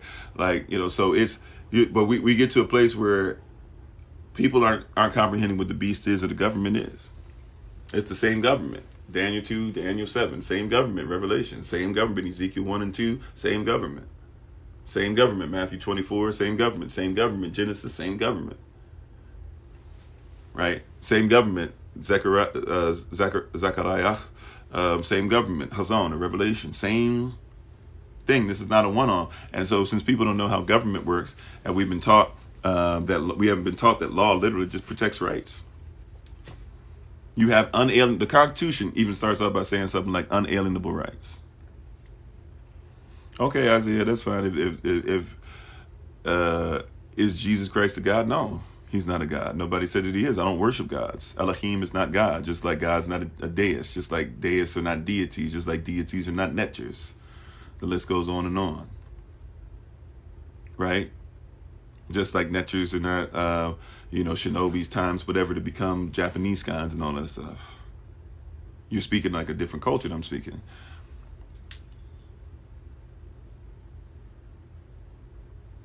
Okay, well, anyways, I don't know. Isaiah, I'm just gonna be honest, and I like the name because Isaiah is my little brother's name. I'm just gonna be honest with you, bro. I'm not asking anybody to try and block you or anything like that, right? So I'm just gonna be honest with you. Like, I don't know why you're coming here if your whole thing is just to be like, I'm gonna come on here to tell you everything you're saying is wrong. Like, just go with somebody that agrees with you. I mean, it seems like every single thing is I'm playing devil's advocate. I can see why people, did what they did, and then you coming at them because you come in their platform in their house basically and say I'm gonna tear down the house. Like, if you're gonna tear down the house, tear it down or whatever, or try to destroy it. But, it's like, oh, I don't know. I haven't heard you. Okay, even in that, never mind. I don't know. Go ahead, bro. You do what you do. At some point, you can't talk to somebody. You said because you said you don't believe him either, and you said he's an idol too. Yeah, I don't know. I don't know, bro. Like, whatever. At this point, so you said government. Government basically just that which governs you, that which is over you. If you want to talk about so we could do Black's Law Dictionary, I guess. If you want to do a Black's Law Dictionary, the beat, of government, that's probably the easiest way. Right, getting back to the beast, right?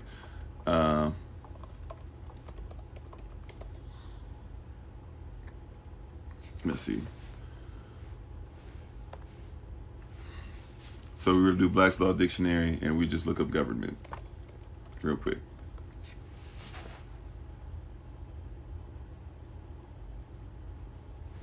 Oh, hold on one second, sorry.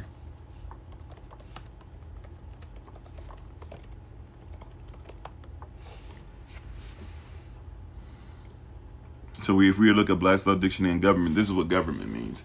Government is the regulation, restraint, supervision, or control which is exercised upon the individual members of an organized jural society by those invested with supreme political authority for the good and welfare of the body politic, or the act of exercising supreme political power or control.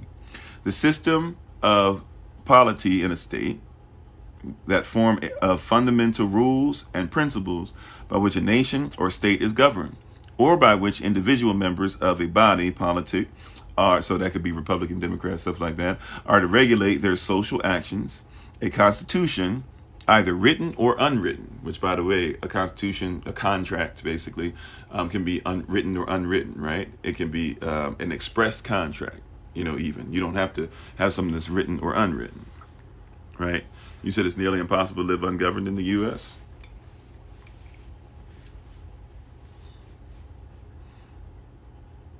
I mean, what's that old saying? Whether you say you can or you say that you can't, you're going to be right. If you made up your mindset, like, you're going to be right. Let's see. But anyway, watch this. A constitution, either written or unwritten, which by the rights and duties of citizens and public officers are prescribed and defined as a monarchical government, a republican government, etc. So whether it's a monarchy or a republic, which, by the way, they're the same thing, right? But nevertheless, whether it's a republic or a monarchy, and by the way, they don't mention the word democracy in there because democracy is not in your constitution, so they kept it out of that part of the definition. Another part: the sovereign or supreme power in a state or nation. Did you catch that? The what? The sovereign or supreme power in a state or nation. Now, I tell you a state is a country because basically a state and a country are one and the same. But what they're saying, Black's Law Dictionary, if you were to go to court, you have to think of it as a state and a nation are two separate things, right? They can be one and the same because it's not state and nation. or what, right? So they don't necessarily, or I'm sorry, let me say it like this. Let me just keep it simple. Like I said, this is stuff that we have so many classes on. I got to remember, like, we got to keep it somewhat on a simple level today. A state or nation. So basically, if I'm a Marylander, I'm different than a citizen of the United States. If I'm a non-citizen national, I'm different than a citizen. If I'm a sovereign, I'm different than a citizen. Because it's what? Government, you can be governed as a what? As somebody who's part of a state of being even, or what? Or of a nation. All right, here's another one. Number 5, the 5th definition. The machinery, the way the machine works, the system, the machinery by which the sovereign power in a state, whose sovereign power? See why you got to know what the beast is? So the machinery by which the sovereign power in a state expresses its will and exercises its functions, or the framework of political institutions, departments, and offices by which, or by means of which, the executive, judicial, legislative, which we only stop there, right? That's the only ones they talk about. But no, you got to know the executive, judicial, legislative, and administrative business of the state, which is carried on. All right, next part. The whole class or body of office holders or functionaries. So what is this? A class. The whole class or bodies. What? The whole class. Classism. You can be governed in classes, right? So the whole class or body of office holders or functionaries considered to be the aggregate upon whom devolves the executive, judicial, legislative, and administrative business of the state. All right. Number 7, in a colloquial sense, the United States, not the United States of America. So in a colloquial sense, and by the way, there's 3 definitions of United States anyways. So you got to know which one you're talking about. Nevertheless, in a colloquial sense, the United States or its representatives considered as the prosecutor in a criminal action, as in the phrase, the government objects to the witness. So in a court of law, the government is right. The government is either on trial or the government is the prosecutor, the government is the defender, whatever. So, or defendant, excuse me, right? So the government can be the prosecution or it can be the defense. So government can mean a whole bunch of different things. Now, what is our government though? How do we define our government? What makes up our government? You catch that? See, so that's the definition of someone else, and that's what a lot of people are living in. Now, what should we be living in? In our government, we have a kingdom. We have a monarchy. So in our government, do we care about voting?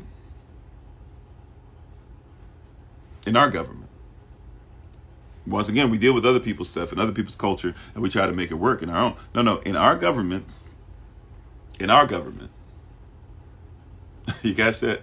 In our government, do we believe in those things? You see what I'm saying?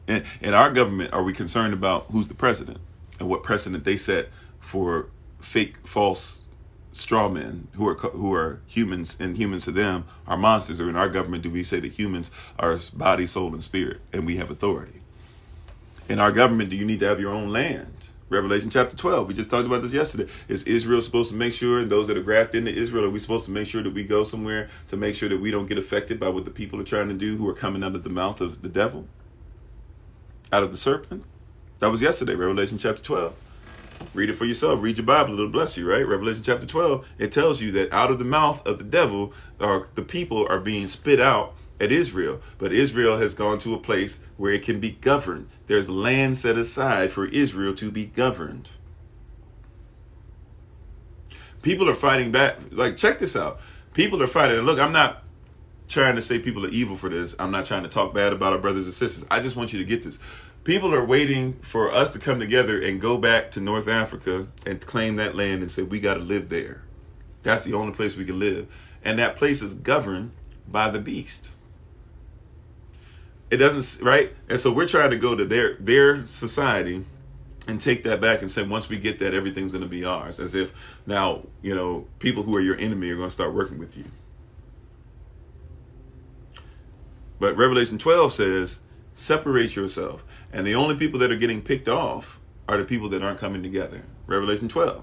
He came after the woman. The woman is Israel, right? The same woman mentioned in Genesis 3, right? That the child is born out of her, and the devil is trying to devour the child, but he nips at his heels, but the child is going to step on his head. It tells us in Revelation 12 he couldn't defeat the child that brought the government and everything and gave us access because he's the door, gives us access back to the kingdom, leaves so that Ruach HaKodesh, she can be here with us upon the earth realm. And now all of a sudden, since he can't get to Yashvai, he tries to fight to get back into Shemayim through Rakia. He can't get through there, so all of a sudden he has to turn around, and he loses the fight to Michael and the other angels. So he turns around and comes back down to Aretz, to earth, and he starts trying to pick off Israel, but Israel has already gone to this place to set aside. So since he can't get to Israel, he can't send the people to get to Israel. He has no authority in Israel. What does he have to do? He has to start picking off the remnant.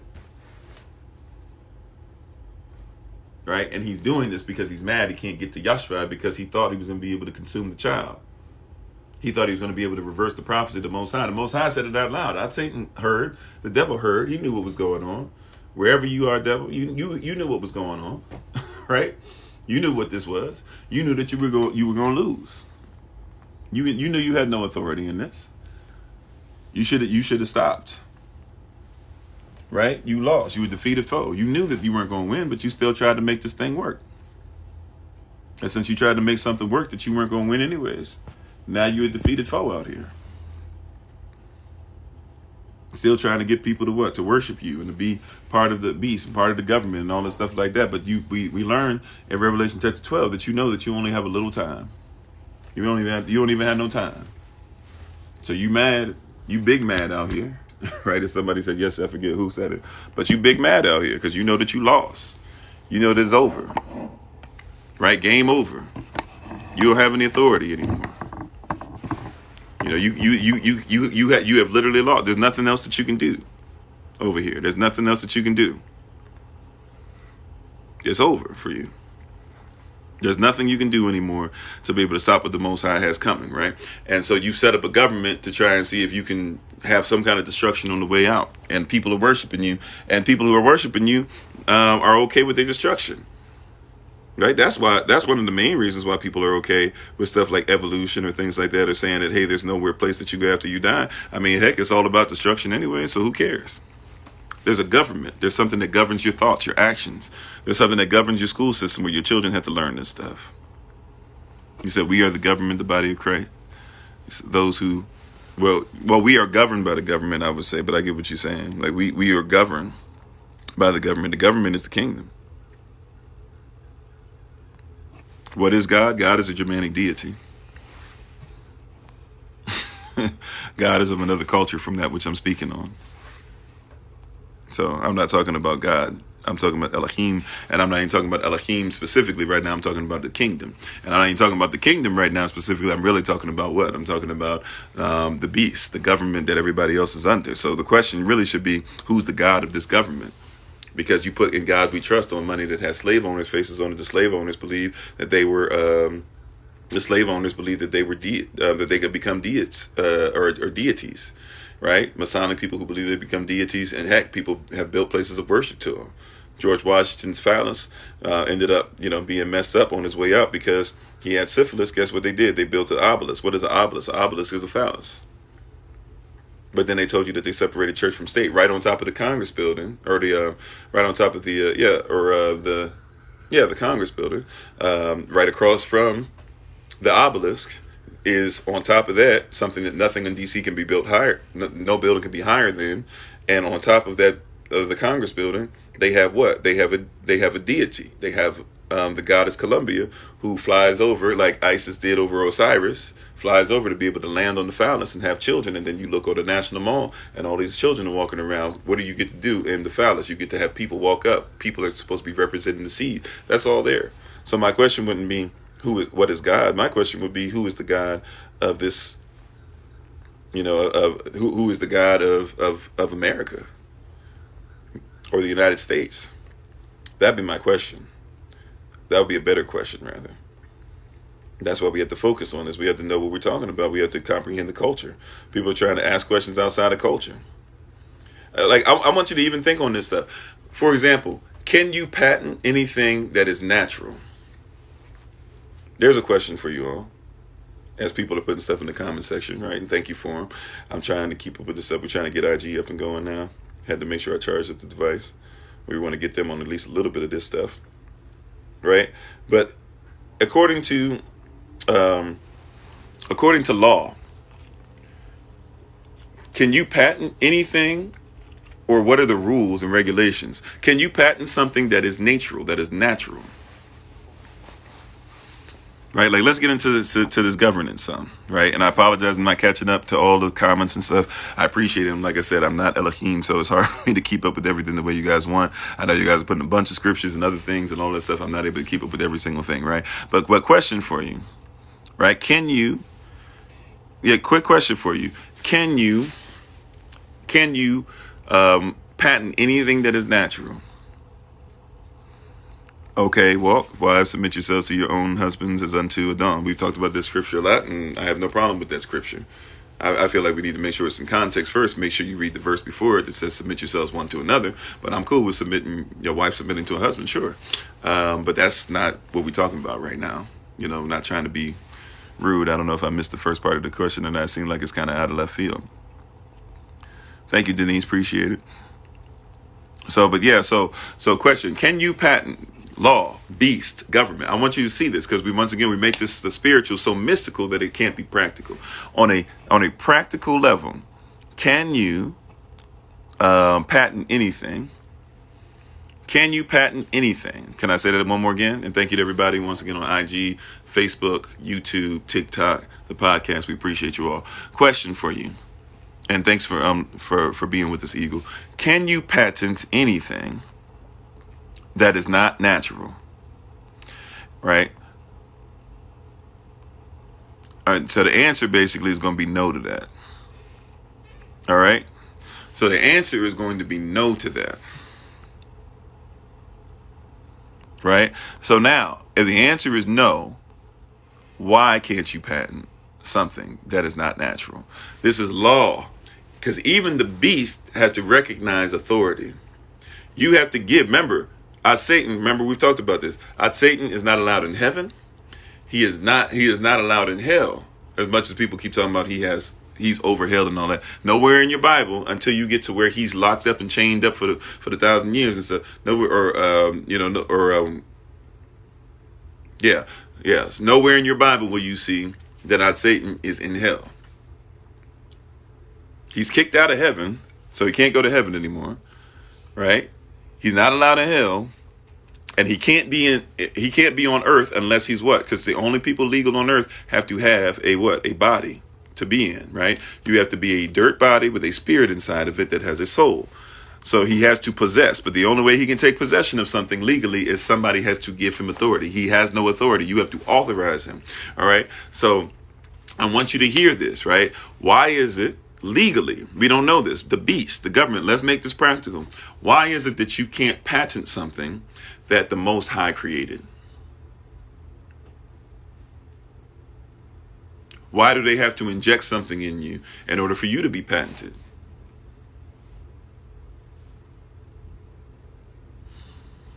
Are you hearing what I'm saying? Why is it that if somebody gets in a relationship with a guy, and let's say she's had plastic surgery, and the guy says, okay, I'm sorry, do I believe a woman is possession after hearing this verse? No, submission doesn't say anything about it in passion. That's why I said you got to make sure that you're, if you didn't get what I was saying, I said read the verse before it. Ephesians chapter 5, verse 21. He was referring to Ephesians 5:22, which right after you got to go to Ephesians 5:25. Husbands, love your wives as Yahshua loved the assembly and gave himself for it. So husbands be willing to die for a wife. But she has to be a wife, by the way. In our culture, you're supposed to be pre-qualified as a husband. You should already be a husband and you're qualified. You should know what a wife is and go search for that wife. When you find a wife, not a woman or not a little girl playing as a woman, you find a great thing. And when somebody presents themselves as a husband, you should know what a husband is, not just a little boy in man's clothing either, right? So in our culture, you love your wife and give yourself for. Wives, submit yourself not to any man, but to your own husband. You take ownership over him and be his helpmeet. He takes ownership over you. Make sure you feel secure. Right? Okay. So, but the verse before that I was referring to is Ephesians 5:21, which says, submit yourselves one to another, and make sure your hava is in the mix. The Lord is in the mix of that. So nowhere in our culture, nowhere in the Bible does it say that you are a possession. Right? Context, culture. Somebody else might be having that argument, but I'm not going off of Greco-Roman stuff. I'm not going off of somebody else who's chauvinistic. That's not my culture. I wasn't raised in that. I don't treat women as that. Have I been perfect in anything I've done, including my treatment of women? No, I can't say that I have, but I definitely don't do that. But that's somebody else's culture. They're trying to superimpose that. But as Angela Davis taught us, even in feminism, when it comes to feminism, we don't need to take on somebody else's oppression. So if my sister told me that, my older sister told me that, then I'm going to listen to her. I don't take on other people's oppression and try to make it fit the Bible. Right? But anyways, getting back to what we were talking about, right? So we're talking about possessing somebody. We're talking about a spirit possessing somebody, right? But once again, can you patent? Can you patent? Right? You said, but you thought every man should die for his own sins. I didn't know you.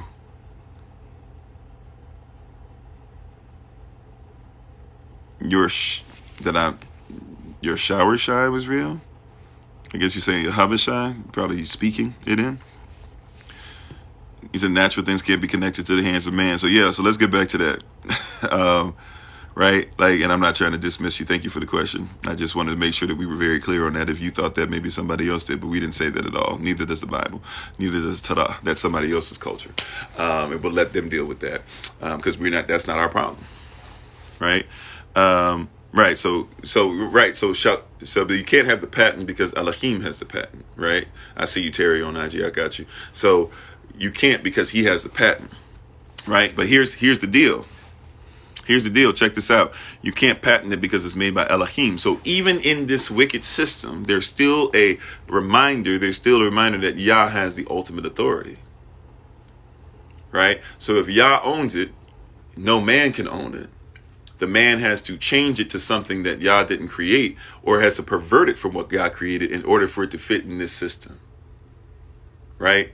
So they can sell you an organic grape, but if they can sell you an organic grape and it's patented, that means that they had to change it. So that's why you have seedless organic grapes. But wait a minute, a seedless grape can't be organic. But wait a minute, now we change the definition in our system of what organic is. Organic just means it's alive. So, I mean, it's a weird life and it's going to make you sick and it can't really procreate that well, and it can't procreate at all sometimes, right? But at the end of the day, like we're saying, it's alive in some way, shape, or form, so it's organic. Well, if you don't have the ability to have seed and have generations come out of you, are you really alive according to the Bible? If you're not of nature, natural law. Now, this is why it's even deeper than that. System, right? This is why it's even deeper than that. System. This is why it's even deeper than that. What? System. Why is it so deep? I'm glad you asked the question, right? Why is that so deep? Why do we have to go deeper? Because we can't just stop there, brothers and sisters. We can't stop there. We got to know legally what's going on. The Bible is law and case study, right? You already had rights before the Bible was written, but you need law and case study to protect those rights and to know how to make sure that you live protected. Okay. And once again, this is coming through stuff. We do a whole bunch of classes on and stuff. So I'm not going to be able to get extremely deep into this, right? Because this is stuff that you dealing with, hours and hours and hours of stuff. And we're trying to fit all this stuff into 2.5, 3 hours. But let's make sure that we comprehend this. So the way law works is that it has to start at a spiritual place every single time. All right? Every single time that you deal with any law, as much as they want to tell you they separate church and state, well, they would separate church and state because church is a circus. And when you come to court, that's what the words church, circus, they come from the same word. So when you so you can say you separate circus from state, but you don't know that church and circus are the same word. I can't do that right now, Ernest. Is it Ernest or Ernestia? I'm sorry if I'm pronouncing it right. I can't do it right now. Maybe we can do it towards the end. I'm sorry, Fancy says, because you can't usurp authority. We are his and can't be usurped or taken over. Us, less made, not human, right? It's a belief of the African deities, subject for another day. We talk about the African deities all the time. Matter of fact, we wouldn't call them deities, right? We call them netchers, or we call them, depending on what culture it was. On Yon Capone, it's not necessarily a netcher. Anansi is not necessarily a netcher. Even some people who try to make people like Queen Nzinga, a deity, that's not really a netcher or a deity. Different cultures would call it different things. But we talk about those things all the time. And by the way, when we're talking about Elohim, that's an African Elohim. That's an African spirit, or a spirit that governs all, so to speak, right? So we're still dealing in the same thing. We kind of separated for some reason from Africa. But once again, remember who you mix with: Israel, you're mixed with Kemet, you're mixed with Cush, you're mixed with Kanuv, you're mixed with Carthaginian. Phoenicians, by the way, are you, and Phoenicians are African, right? Like, it's talking about you. It's talking about you. Right, so it's talking about you. All these people that are in there, they're talking about you. Even people that you want to consider enemies and stuff, the Philistines, they're talking about you. Ishmael, so you're talking about the original Muslims and stuff like that. Don't forget that Mansa Musa, they're talking about you. Even people that you want to consider enemies and stuff, the Philistines, they're talking about you. Ishmael, so you're talking about the original Muslims and stuff like that. Don't forget that Mansa Musa is one generation removed, or even his brother really is involved in it too. But it's basically literally one generation removed from being able to be the people that were rolling with Muhammad. Right? Like, you're talking about you. There's a reason why Mansa Musa was Muslim. Not just only because he was trying to make sure that there wasn't any fighting and this and that or whatever, but his family was involved with this. Like, you're dealing with Africa. You can't talk about that story without it being your story. That's why we don't always deal only in his story, but we have to deal in our story. Right? You said church and state is going back together again, and when it does, it's going to lead to persecution. Where the whole point of it really was church and state were always together. That's a myth.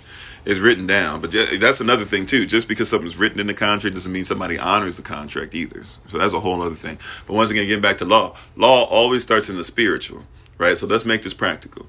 So you got spiritual law first, spiritual law, which is really kingdom law.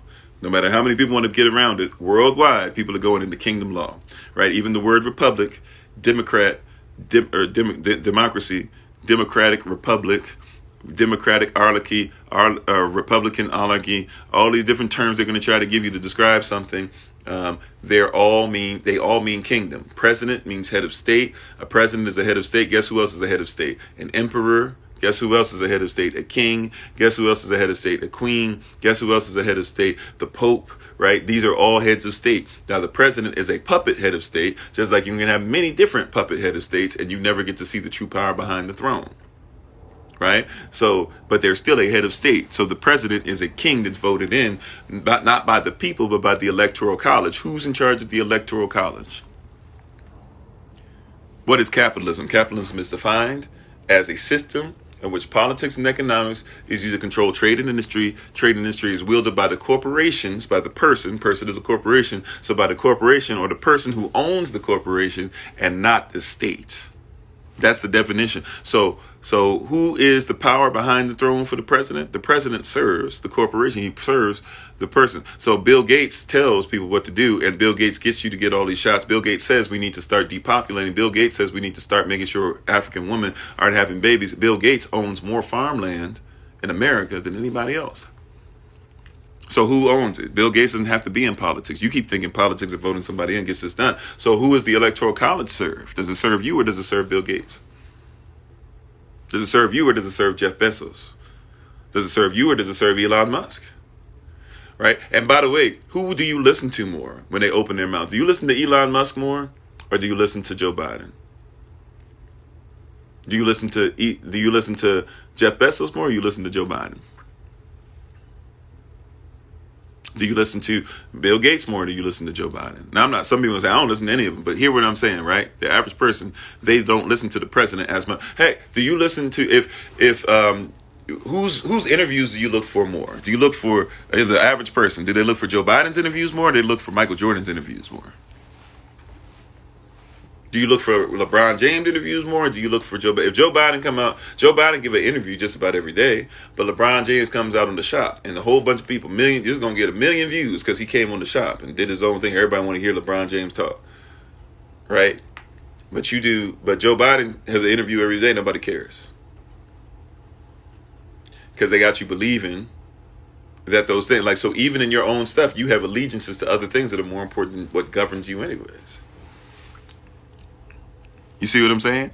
And welcome to those that are coming on all the platforms. So you got to comprehend that this is a beast.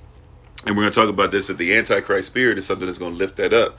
When we get to that tomorrow, we're not really going to go through all of chapter 13. We're pretty much sitting on chapter 13, verses 1 and 2.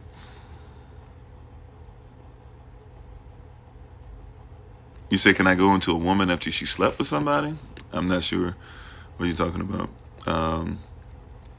You said, I don't like to give my energy to politics. Right, but once again, politics, like when something, so it's not even politics per se. Do you just know about the government? Right? Whether you give your energy to it or not, it's still operating, it's still ruling, it's still making certain things happen. Did they come into Africa buying our land like pancakes? Mm-hmm. And our leaders fall in the name of foreign investments. Yeah. It serves the elites. Yeah. So do you believe only Israelites can be saved, not anyone from other nations? No, we already talked about that. Revelation chapter 7 makes that very clear. Revelation 2:9, Revelation 3:7, Revelation 3:9 makes it very clear that Israel is extremely important, right? The key of David, all that stuff, knowing who you are, that there are people who say they are Israel and are not, all those things. Revelation chapter 7 says that Israel must be sealed, right? So that before destruction can happen, but then it also says those who are grafted in, according to 1 Corinthians 11, but also the rest of Revelation chapter 7, those that are grafted in, they'll be able to come in from all nations and tongues and stuff as well, as long as they're upholding the law. Because remember, Revelation chapter 1, verse 1 says it's a revelation of Yahshua Mashiach from Elohim to those who serve the Most High. And Revelation chapter 1, verse 3 tells us specifically that it's for those of us who hear it, who read it, but also we got to keep it. So if you're not, so it's not for anybody. Just because you're an Israelite, by the way, doesn't mean you're going to be sealed. Romans chapter 9, verse 6, not only Israel is Israel. So we talked about those things quite a bit. So it's not about just because you're an Israelite. Like, there are other people that can be grafted into. But Israel can't be denied because we don't do the Nicolaitan doctrine where there's Old and New Testament. Like, if Yah said it yesterday, he means it today too. And he'll mean it tomorrow. Right? He doesn't, you're right, heaven and earth will pass away, but his word, what he said, is not going anywhere. You said the earth is given into the hands of the wicked, and we know Edom is the border of wickedness. Okay. And the people against whom the Lord has indignation forever. All right. Panchito says, do you believe they're going to start chipping us very close to the end times? You got to get permission. So if people get given permission, it's going to lead that way. But once again, if you have your own stuff, you got your own micronation, you have your own culture, you have your own land to be able to go to, and you can make sure that you guys can survive outside of what everybody else is, you get left alone. That's how that works. That's why one of the things we're doing is really working hard towards getting that land together. But getting back to what I was talking about, right? And I apologize. I'm trying to catch up on as many comments and stuff as possible. But let's see. But basically, so yeah, I think I pretty much caught up on most of this stuff. And I apologize for not getting to your individual questions. Like I said, I'm not Elohim. I try my best to serve you as the man that I am. But when you're talking about this, so you got to deal with spiritual law first, kingdom law. After kingdom law happens, what happens after that? Kingdom law actually leads us to a place of natural law. So the spiritual law has to be intact. Then natural law happens after the spiritual law. What happens after the natural law? So the natural, when we talk about something is natural, it literally means it's within nature. Remember how we kind of started getting down this road? Well, why is it that you can't patent something that Yahweh made? By the way, there's laws out there that says that if you try to patent something, they say if it's God made, that's how in their culture they talk about it. But if God made it, then they saying you can't patent it. So you have to change, because they can't create it. All they do is take stuff that's there and put new stuff together and hope that combinations together and hope that something sticks, right?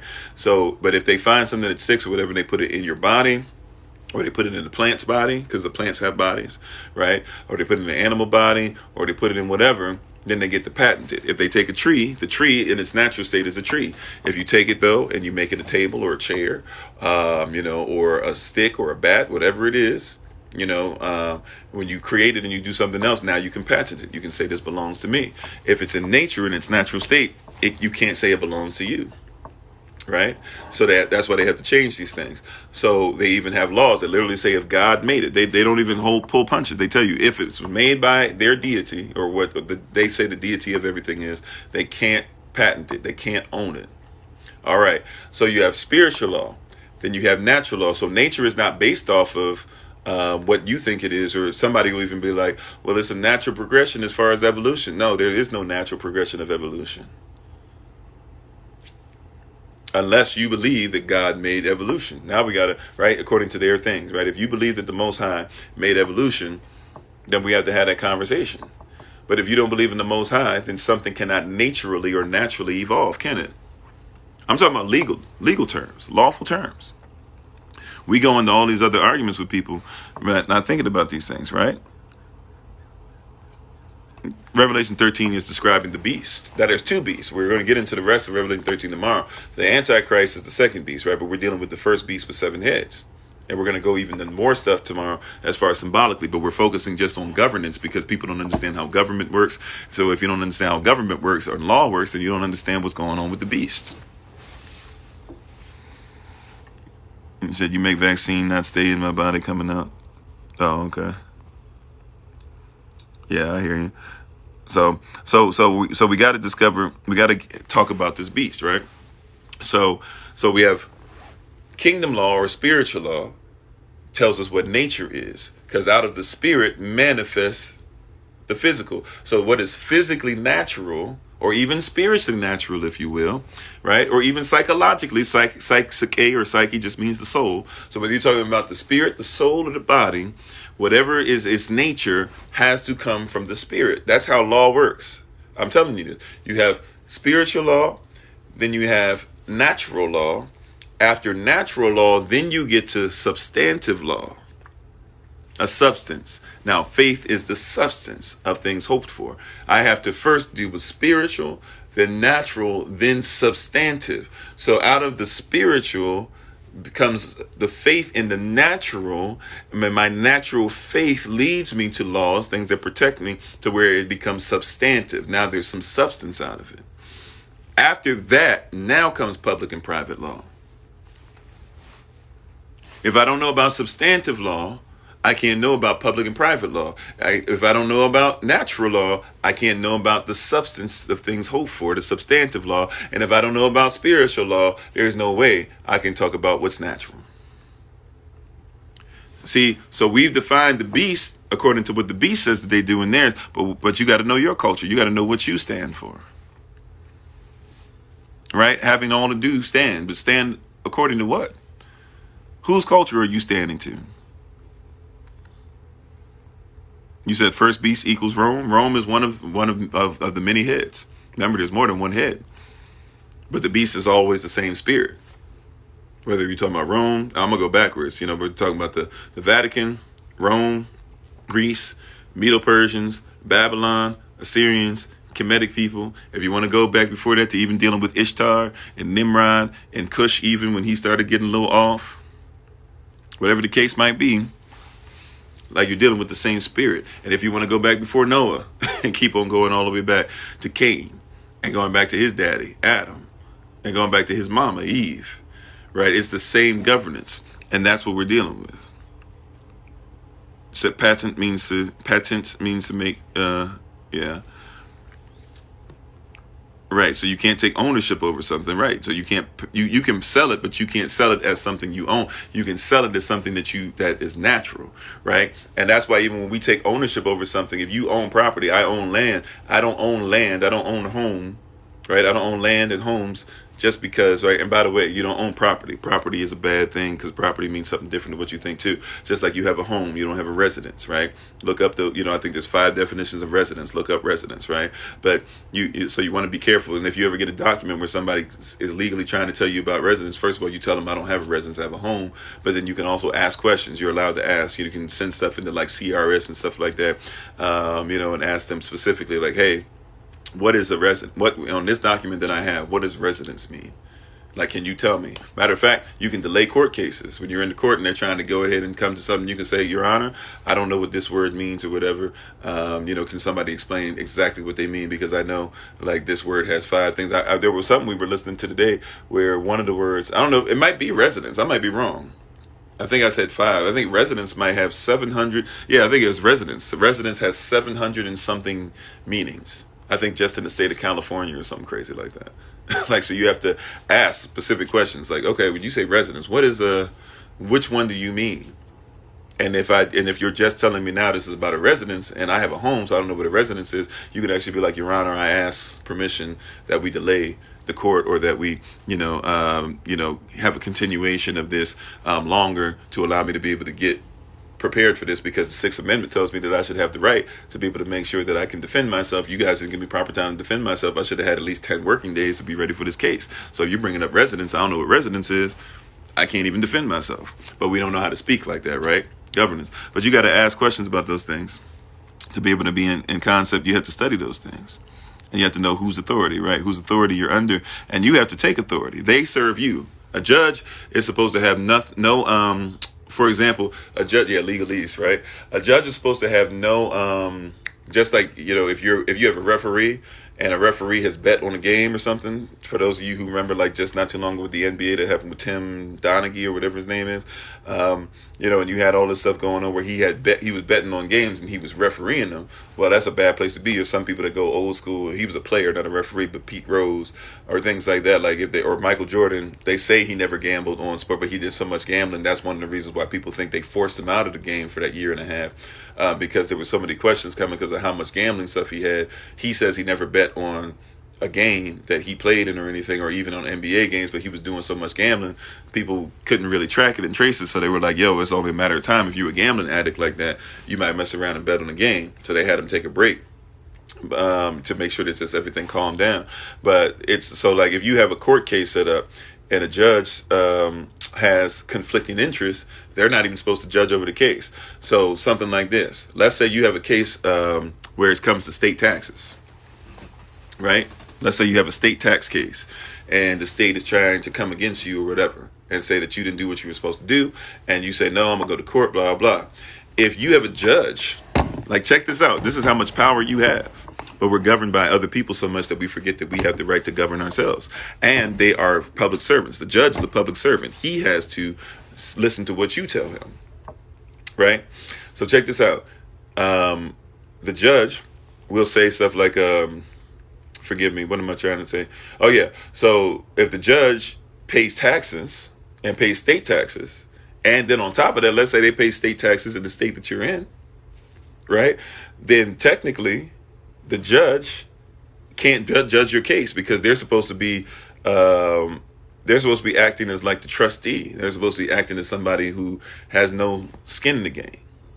Right? They're supposed to be acting as somebody who is just listening to both sides and is going to listen to the beneficiary and the trustor or whatever, right? And going to say, okay, like, let's just go ahead and deal with this fairly. But if he pays taxes or she pays taxes, and they therefore, that's like having somebody on a court case to where it's the KKK is on trial because they killed, a black woman's son, and all you have is 12 KKK members, which used to happen all the time. You got 12 KKK members in the jury, or 12 people that happen to be white who are okay with that. Well, guess what? That child gonna lose, or that mom is gonna lose her case, and the child is not gonna get justice. So if things were right, you would take them off. If the judge happens to be a KKK member or supporter, right, he shouldn't be judging the case.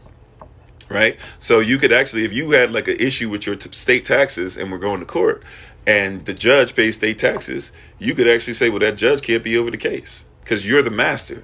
And they're the servant. They're the public servant, public defender, public servant, the president. That's why when people talk about presidents, I don't worry about presidents, right? I pay attention to certain things that they say and do under executive orders, especially because according to real talk, people don't know this.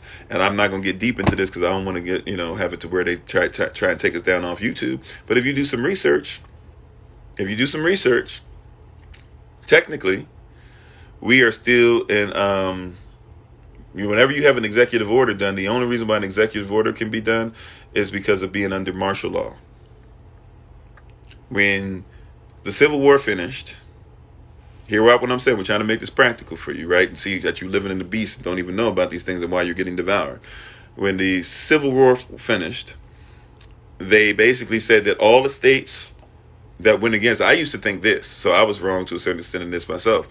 I used to believe that all the states that were in the Confederacy, they basically violated, and so they never let those states come back in, and they basically said that we were going to put martial law over them, and once the martial law is there for them, we're going to use that to say that they don't have rights, regulations, that the people who went against and became governors and senators and all that in the Confederacy, we're going to strip them of rights. They can't vote for a while. They can't have rights to land, all this other stuff. And then to make matters worse, to set them up, General Sherman, who would later on recant this because he was a Southerner, but he was fighting on the side of the Union at the time, but he basically even came up with the 40 acres and a mule. That wasn't Lincoln. That was General Sherman. And General Sherman did that because he had respect for four pastors who stood up and said, we don't want anything from y'all. We just want the right to have land and to be able to govern ourselves. And General Sherman was like, that's a big boy move right there. So even though he didn't even like black people, he was like, let's give him that. And then Lincoln would later on go on to, kind of sort of agree with it. But if Lincoln had lived, things would have looked a lot different because he didn't like black people, even though he was part black. Another conversation for another day. But when that happened, they basically said all of the southern states who had seceded, they are states, but they have to be under federal law. Right. And later on, you would see something Lincoln started but didn't get to see all the way through, the 14th Amendment.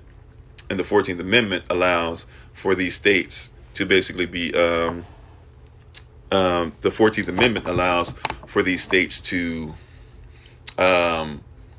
be under the corporation, which would be officially started in 1871, where now you got your two constitutions, United States Constitution, United States of America Constitution. And that's when the definition of a human being changed to where a human being, if you're dealing with like 1887 or 1889, whatever, or 1787 or 1789, you're dealing with a different version of a human being versus 1871. That's a whole nother version of a human being. Right? So, that's what you're dealing with. That's what you're talking about. That's what you're dealing with, right? So you're dealing with all that stuff going in, right? So now the corporation said, well, at least what I used to think was the corporation said all these states are coming back under the Union, but those states that seceded, we will treat them not as like states with states' rights, but since they fought against states' rights or whatever, that's what they tried to say, that slavery was something that, taking away their rights to have slavery took away their states' rights. So he said, okay, they said, or America basically said, what we'll do is we'll say that you guys have no rights and we'll do it under executive order. We'll do that under martial law. What really happened was, in order for him to do that, he had to strip all the states of states' rights and had to put them under martial law. So they are operating illegally under martial law, but people don't know that. So whenever an executive order is made, the executive order can only be made because martial law was never rescinded. Now you can ask the government for yourself. You got to ask CRS. You got to send letter in. I don't know if you can send emails in, but you got to send a letter. But you can send a letter in and be like, hey, are we allowed to has America's, and you want to ask them one question at a time. Don't get them to where they start getting hip to what you're trying to do, right? So you got to send in one letter at a time, probably certified mail and all that. But you can start building up your own library where they start answering your questions and they give you the legal answers and stuff, and you can start putting your own cases together, right? Like this is, amazing. Like, so once again, render Caesar's things to Caesar and be honorable, because if you are, he has to by what the Most High declares, and by the way that this law works: spiritual law, natural law, then substantive law, and then public and private. He got to be in position to answer what you are, because he's a public servant. But you don't think of yourself as the master, right? But when you think about these things, like, this is what the beast does. The beast has no authority unless the people give it to him. But the people are coming from the devil. Remember, in Revelation chapter 12, Israel and those grafted in, we can make sure that we go to a place and come from a place to where we deal in the system. Like John has, Revelation chapter 12 verse 18, 1 foot in the water, but Revelation chapter 13 verse 1, 1 foot in the land. The water is the people, the land is the word of Yah. So I got to be in the people, but I don't have to be of them. A continued conversation, a continued thought, a continued prophecy. By the way, Sister Beverly, were you trying to come on? It says that you might be trying to come on, or did you just hit it accidentally? I don't want to. If you want to come on IG real quick and say something, real quick, you can feel free to come on. But yeah. So you're dealing with all those things. So when they make whenever you see any, I don't care, president, Republican, Democrat, whomever, any one of them that ever made a that ever wrote out a decree as a president. Guess what they had to do? They had to do it from a place of what? Martial law. And if it's a place of illegal martial law. Now, if you ask, now you can ask the government will tell you that. You can't say, are we in martial law? Right? But but you can send them a question and say, hey, was the act that allowed Lincoln to be able to have the power to, as a president, write a decree and write something like the Emancipation Proclamation, and has that power ever been rescinded? Has that ever been rescinded? Has that ever been stopped? If the answer to that is no, then that means if the president can only write that due to what? Due to martial law, it means that you're still in martial law. But now here's where it gets interesting, because if you go to court and you try to talk to them about it, you try to talk to the beast, you can corner the beast, because the beast is not going to ever tell you the truth. Right? That's why the government settles and stuff like that. Even if the government has right, because hey, they're illegally keeping you in martial law, and you as a person, you as a man or as a woman or as a non-citizen national, as a natural man, as a natural woman, you have the right to be able to not live under that. And even if they have that for everybody else, you're not in that. Like, for example, there's a difference between the United States even and the continental United States. Did you know that? So when they say the continental United States, they're talking about what? 50 states on the continent. Technically, you would say 49, but Hawaii, a long time ago, they changed the maritime law to where it's 50 states considered to be on the continent, right? So if they say something, they actually did this a long time ago. They said, hey, everybody give up your if you're a citizen of the United States, give up your gold. It was what, 1930s, 1940s, something like that. Said give up, everybody in the United States, give up your gold. Now, United States could be Guam, Puerto Rico, Virgin Islands. There's some of the islands around in Hawaii, Philippines, right? Like it could have been a whole bunch of different things, right? And they needed to give up their gold. What happened? A bunch of people, though, in the continental United States, people who lived in the 48 or 48 states at that time. Was it 49 yet? Probably 48 states at that time. People lived in those 48 states. Guess what they did? They gave the government their gold, and then the government turned around and asked for their gold and said, "We'll give you $16, per ounce for your gold as you give it to us. So hey, at least you're making some money." But then what they turn around and do? Then once they got the gold, it was like, I don't even think it was a week later. It was like half a week later. They turned around and sold it back out to everybody and said, we'll give it to you for $32 an ounce. And you should have never sold it in the first place. And by the way, if the government was selling it for $32 an ounce, that meant that if you knew you could have kept your gold when the government started doing it, you could have sold your gold for $32 an ounce. If you wanted to sell it or just kept it. Because hey, if it was selling for $32 an ounce, the value of it went up. Hey, you got a great investment. It just went up 2 times as much because the government played everybody. But hey, you render Caesar's things to Caesar's.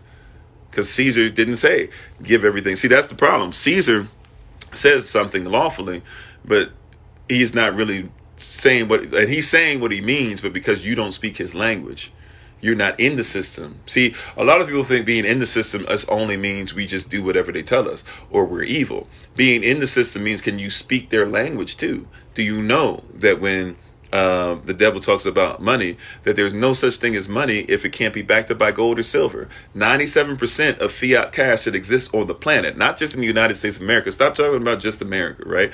It's a system that's worldwide. 97% of the money that exists in the system of the world has nothing to back it up. Think about that. But they'll tell you cryptocurrency is something you shouldn't get into because it has nothing to back it up. Well, if there's no money to back up the dollar, there's no gold or silver. By law, constitutional law, that you can't, there's nothing considered to be money unless it's backed up by gold or silver. It's not money.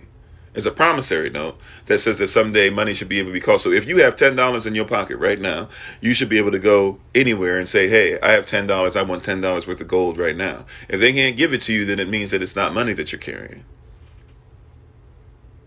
Oh, okay, you were trying to wave. Hey, Sister Beverly, how you doing? That's real. But people don't know that because we don't speak. We're not able to be in the system. So when you come in the system, you're controlled by the system because you can't finesse your way through. Remember Willie Lynch syndrome? We talked about this in the Willie Lynch letter. Willie Lynch said, language is a peculiar institution. Why? Because if you can speak somebody else's language correctly, and you can therefore you can speak their language correctly, what can you do? You can navigate through their culture correctly. Remember he told us. Remember he said, if somebody understands your language and you say this is our land, they will think that this is our land.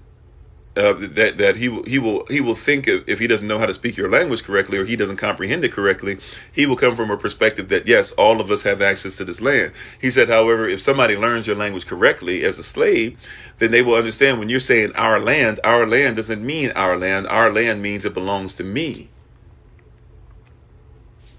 Like Martin Luther King Jr. said, there's two Americas. Also said, and that's why the court system is rigged the way it is. Yeah. That's what the saints of Elohim are patiently waiting faithfully on. I don't remember what I was talking about at that time, so forgive me. I'm sorry. What I think of ADOS right now, that's not really clicking in my brain right now. I'm sorry. You said Melungian or however you spell it. Yeah, Lincoln was Melungian. So he was black, he was white. Some people would even say he was black native and he was white. Some people would say he was black native, black African, and white. Either way, like Lincoln Lincoln himself didn't like himself. Hey, how you doing, Chill Pill? So I'm gonna leave it there, right? I'm not gonna go deep, extremely deep, but you gotta understand, like, we have whole classes and stuff on this, but you gotta recognize what that is.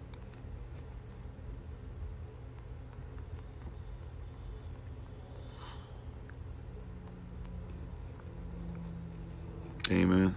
Try to go through these comments real quick. You said we're sick, Brother Dennis. Yeah, we are. Toilet tissue currency. Yeah, for real. By the way, what's the difference between this and money? What I'm pointing to. Because, money is cloth. Or if you want to say it's paper, fine. If you say it's paper, what's the difference between money and this? Right? What's the difference? He said they assassinated everybody trying to come against it. Yeah, by the way, if you look up JFK, JFK was assassinated because he started saying that he was going to, he told the Federal Reserve, which, by the way, the Federal Reserve is not even part of the country. So you got to see, once again, who's the real power. The Federal Reserve tells the Congress can't have meetings without the Federal Reserve being a part of it. The only building that you see, like the White House is attached to a bunch of stuff underneath, but what's the only building that you see attached to the White House above it? Those who've been to D.C. or lived in D.C. or in the D.C. area long enough, you know that I'm telling the truth. If you've ever been to the White House, if you think about it, you probably didn't think about it, but you saw it. The only building that's attached to the White House is the Federal Reserve building. It's the only one that when you look above, they literally have a tunnel that goes from one place to the other. And you can actually see people walk through it. They don't hide who's going and when and where, whatever. The people that they don't want you to know, they go underground. But they make sure people walk back and forth. Think about that. So the Federal Reserve, who is the people who tell America when they can print out money, how much money they can do, and the people that America uses your birth certificates to pay to make sure that they can go ahead and still keep getting, more loan to print out more money and stuff, more permission. The Federal Reserve, the only building that they make sure above ground that you can see is attached to it, because they want you to know in your mind that we are over you. And when people have tried to come against the Federal Reserve and say, hey, we need to go ahead and make sure we take the Federal Reserve to court, and they're doing this, and they're trying to control the people. You know what the Federal Reserve does? They've publicly done this. They've laughed in your face. And they said, no, that's not how this works, bro. That's not how this works, sis. Like, we're not under your jurisdiction. We're not under anybody's jurisdiction, because we have a family. We have a Rothschild family, and our family, all the nations, they give money to us. And we're not part of anybody's country or government. All of them work for us. All of them. We forced all of them. All of the European nations, a lot of African nations, almost all the South American nations, a lot of Asian nations. We forced them to come against us. By the way, that's why, I'm not saying all these people are great people, but hear what I'm telling you. If you want to know why they tell you the North Korean guy is so bad, but there's other people doing stuff worse to their people than him, but they tell you why he's so bad. You know why they tell you he's so bad? Because he didn't want to deal with the bank. Why is it that they say that Fidel Castro was so bad? He didn't want to deal with the bank. Getting back to JFK, JFK was killed. If you look at JFK, it's on YouTube. You can actually look it up for yourself, right? Like on YouTube, they show it slowed down. People keep talking about somebody shot him from far away in the grassy knoll and all this stuff in Texas, right? I drove by it and everything. Well, I don't know if I drove by the exact spot, but drove by it somewhere close to there when I was there before. But you look at all these different things. JFK, he was shot by a Secret Serviceman. They show it. Secret Service driving the car, right? And by the way, Secret Serviceman is driving the car. And as he's driving the car, all of a sudden you see him go like this, pulls out something, goes underneath his driving hand. He's only driving one hand. You see his hand go like this. Then all of a sudden you see him put something down, put his hand back, and it doesn't even speed up driving at first until like a few seconds later, right? You see the second Secret Serviceman start reacting and not even looking around. He's just keeping look straight as if he's trying to look purposely away. You see his wife, Jackie Kennedy, who will become Jackie Kennedy Onassis. You see her jump back away from where the shot came from. She doesn't jump back from her husband, who, you literally see his head splatter. She doesn't jump back from her husband, to the left. She jumps back from where the shot came from. She jumps back from the center, and then looks and sees her husband horrified at his head, and then goes to her husband. You see, they show it to you. We know who shot him. You think that Secret Serviceman ever went to jail? You think anybody teaches you that that's what happened?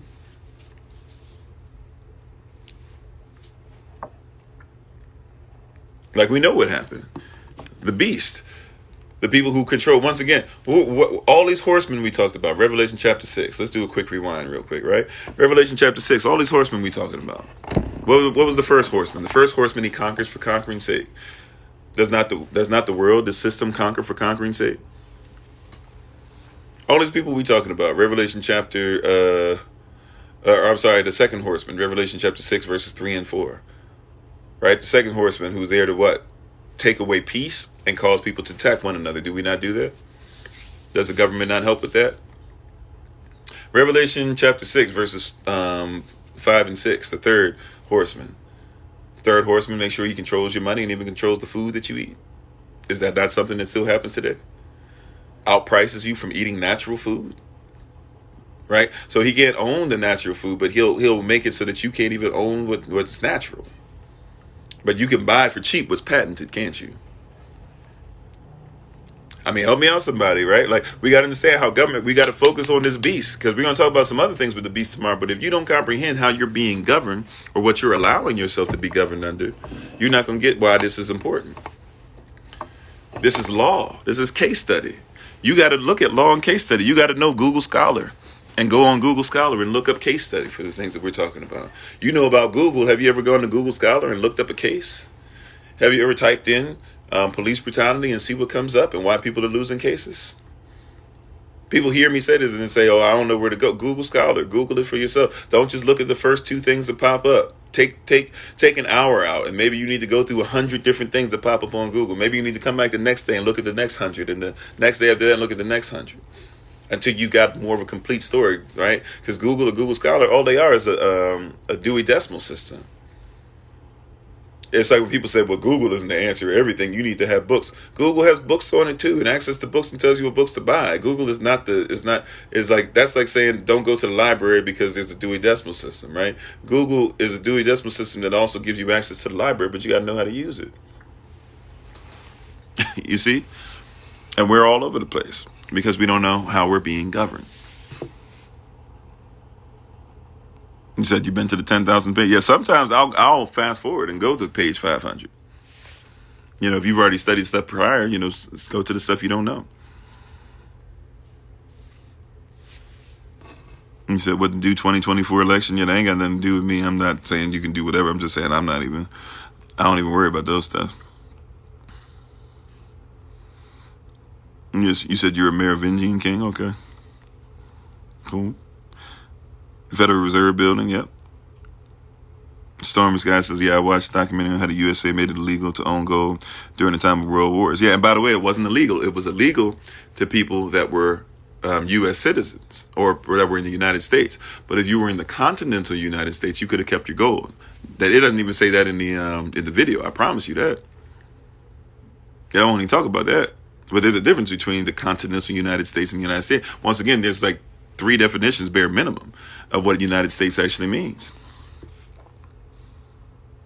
Well, the love of money is the root of all evil, right? Not just money, but the love of money. You're acting, if you're worshiping money even, or respecting money way too much, that becomes the root of all evil. Because you'll either love Yah or hate and hate money, or you'll, right? If you love money, where is your love? It becomes an idol, right? That's the root of all evil, right? You can't serve Yah and mammon at the same time, or Yah and resources at the same time. You'll either love one or hate the other. Don't put the resource or the creation before the creator. Yeah, man, money makes people do things that are greasy. I hear you.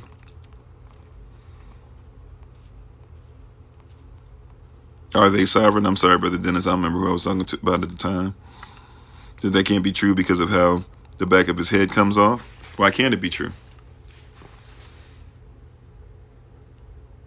You're saying a bullet can't enter one part of you and then it come out and it splatter out the other side?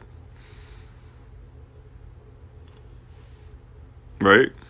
Not every bullet has to be big on the side it goes in and then small on the side it comes out. Matter of fact, there's some bullets that are small when they go in and small when they come out. I can tell you as somebody who shot quite a few different bullets in his time, you know, dealing with stuff sometimes as being the guy that was wielding the M60 a lot. Depending on what type of bullets I was using, I could do a lot of different damage. Right? But there's sometimes where a bullet was small going on one side, but it was definitely big coming out the other.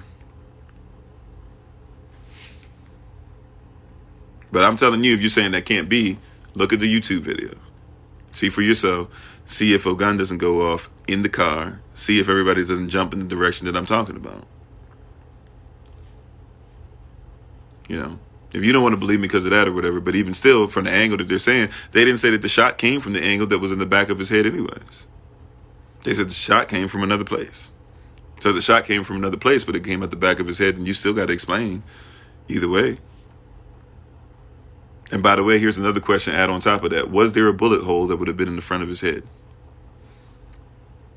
If there was one, there you go. Right? And you don't have to agree with everything. I'm just saying, think about it. Right? And by the way, we know this because what I was getting to earlier was Kennedy had found in law, he knew that, hey, if it's not gold or silver or backed up by gold or silver, it's not money. And he also saw that before, was it Coolidge or whoever had messed it up, that we weren't supposed to be paying, you know, a bank at all. We weren't supposed to have anybody tell us, rather, when we could print our own money. He said it was illegal. He found out it was illegal. So he told the Federal Reserve, we're going to pay you off, and then we're going to make sure that we back up our own money, you know, by gold or silver. He was going to try to go the greenbacks route. By the way, don't forget about that too. Yeah, Abraham Lincoln, when he got killed, everybody's talking about because it was about slavery, this or that or whatever. It's easy to throw it off on that. But real talk, wasn't Abraham Lincoln about to start giving us them greenbacks? Not us, because he ain't like black people, but you know, he was allowing black people somewhat to be, you know, freemen at that time. He's going to change things up eventually. But, you know, wasn't he about to give us them greenbacks before he was shot? You know about them greenbacks, right? Y'all know about that with the beasts? Them greenbacks? Y'all know about greenbacks? Why people call them greenbacks? You thought it was just greenbacks because it's green. But, greenbacks were going to be a particular type of money. It was going to be a new type of currency. And it was going to be something that was away from the banks. Matter of fact, Abraham Lincoln is quoted during the Civil War. Now, I'm not going to say an exact quote, but look up the quote for yourself. But Abraham Lincoln is quoted as saying something along the lines of this. During the Civil War, he said, I have an enemy in front of me, right? That's basically scary, but I have an enemy behind me that's even worse. He's talking about the banks. He was fighting the banks the whole time. Whenever you go to war, you're dealing with banks. You're dealing with the Federal Reserve. You're dealing with that Rothschild money.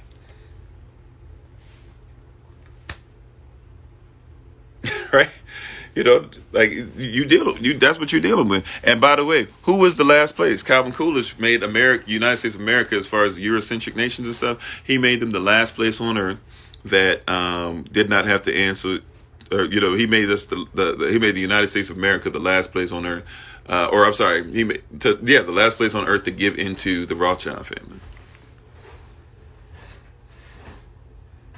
Right, and Kennedy didn't want us off the gold standard, and the president got us kind of sort of off the gold standard before that, but really it's Nixon who kind of puts the final nail in the coffin as far as that. So they killed off. So who was going against Nixon? Who was going against Kennedy in the race? Remember, that's the first time, famously, that you had a presidential debate on TV. And they did the presidential debate, and Nixon lost because he was sweating and lying the whole time. And Kennedy, who was lying, but he at least wasn't sweating all over the place, and he really wasn't even speaking as well as Nixon was. But he was, he kept his shoulders back. He wasn't sweating. Nixon could have been sick, who knows? But at the end of the day, he was coming off as a liar because he was sweating and stuff on television. So he lost to Kennedy, who a lot of people thought before then he too young, he don't know what he's talking about. But after that television program, he ends up winning. So the guy who was going to go against him, was okay with getting rid of the gold standard. The guy who won didn't want to get rid of the gold standard. He gets shot, and so then his vice president takes over. Who takes over after Kennedy's vice president? Nixon. And what does Nixon do? Gets rid of the gold standard. Now you don't have to worry about it anymore. Right? You said, yes, Lincoln was assassinated for attempting to be rid of the first American bank, now the Federal Reserve. Right. It's the system, it's the beast. All the stuff we've been talking about is going together, right? It's going together. We're going to go into some more stuff, as far as symbols, tomorrow. But we got to make sure we comprehend this beast. If you don't know the government, if you don't know you're dealing with this beast right now, you can't talk about Revelation. I mean, you can, but you're not going to be in righteous standing when you do so. We having all these people trying to argue about Revelation, and you don't comprehend how the beast works. If you don't understand how the beast works, you can't talk about this. How do you have an ear to hear what the Spirit's saying to the assembly? And Revelation 1-3 says that not only should you hear it and get it, but you got to keep it. You got to hear it. You got to be able, not just listen, go through the part of it vibrates and your eardrum moves and everything, and you're able to get it in your brain and you can process it, and maybe it goes in one ear and out the other. Are you hearing it and reading it to make sure that you keep it? And how can you keep the kingdom government? See, a lot of people think that the kingdom government and the world's government are the same. That's why you treat churches like you treat, the United States. That's why pastors get voted in and voted out. Where they do that at in the kingdom? When's the last time in the kingdom that you could vote in a father and vote out a father? But you can do that in the world. I don't really like him as the father. We're going to work, we're not going to really let him in the child's life. Heck, there's people I know, fathers, that do that with mothers. I don't really like her and try to have it to where the child thinks bad, poorly of their mother and stuff like that. Where they do that? They won't do that in the kingdom. If you're a father to the day that you die. If you're a mother to the day that you die. Right? Where do they do that at to where it's difficult? But why have we bought into that? Because we're part of somebody else's kingdom. Why do we vote in? Why do we vote pastors in and vote out pastors? Why do we vote deacons in and vote out deacons?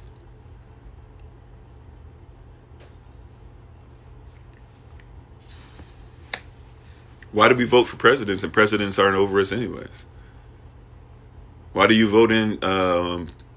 Why do you vote in sheriffs? And you don't even like police officers. But why do you vote for them? Well, this one's going to get it together. This one's going to be the one to make sure he looks for black rights and stuff like that. Why you, and render Caesar's things to Caesar's, but Yah's things to Yah. Who comes first? Who's more important?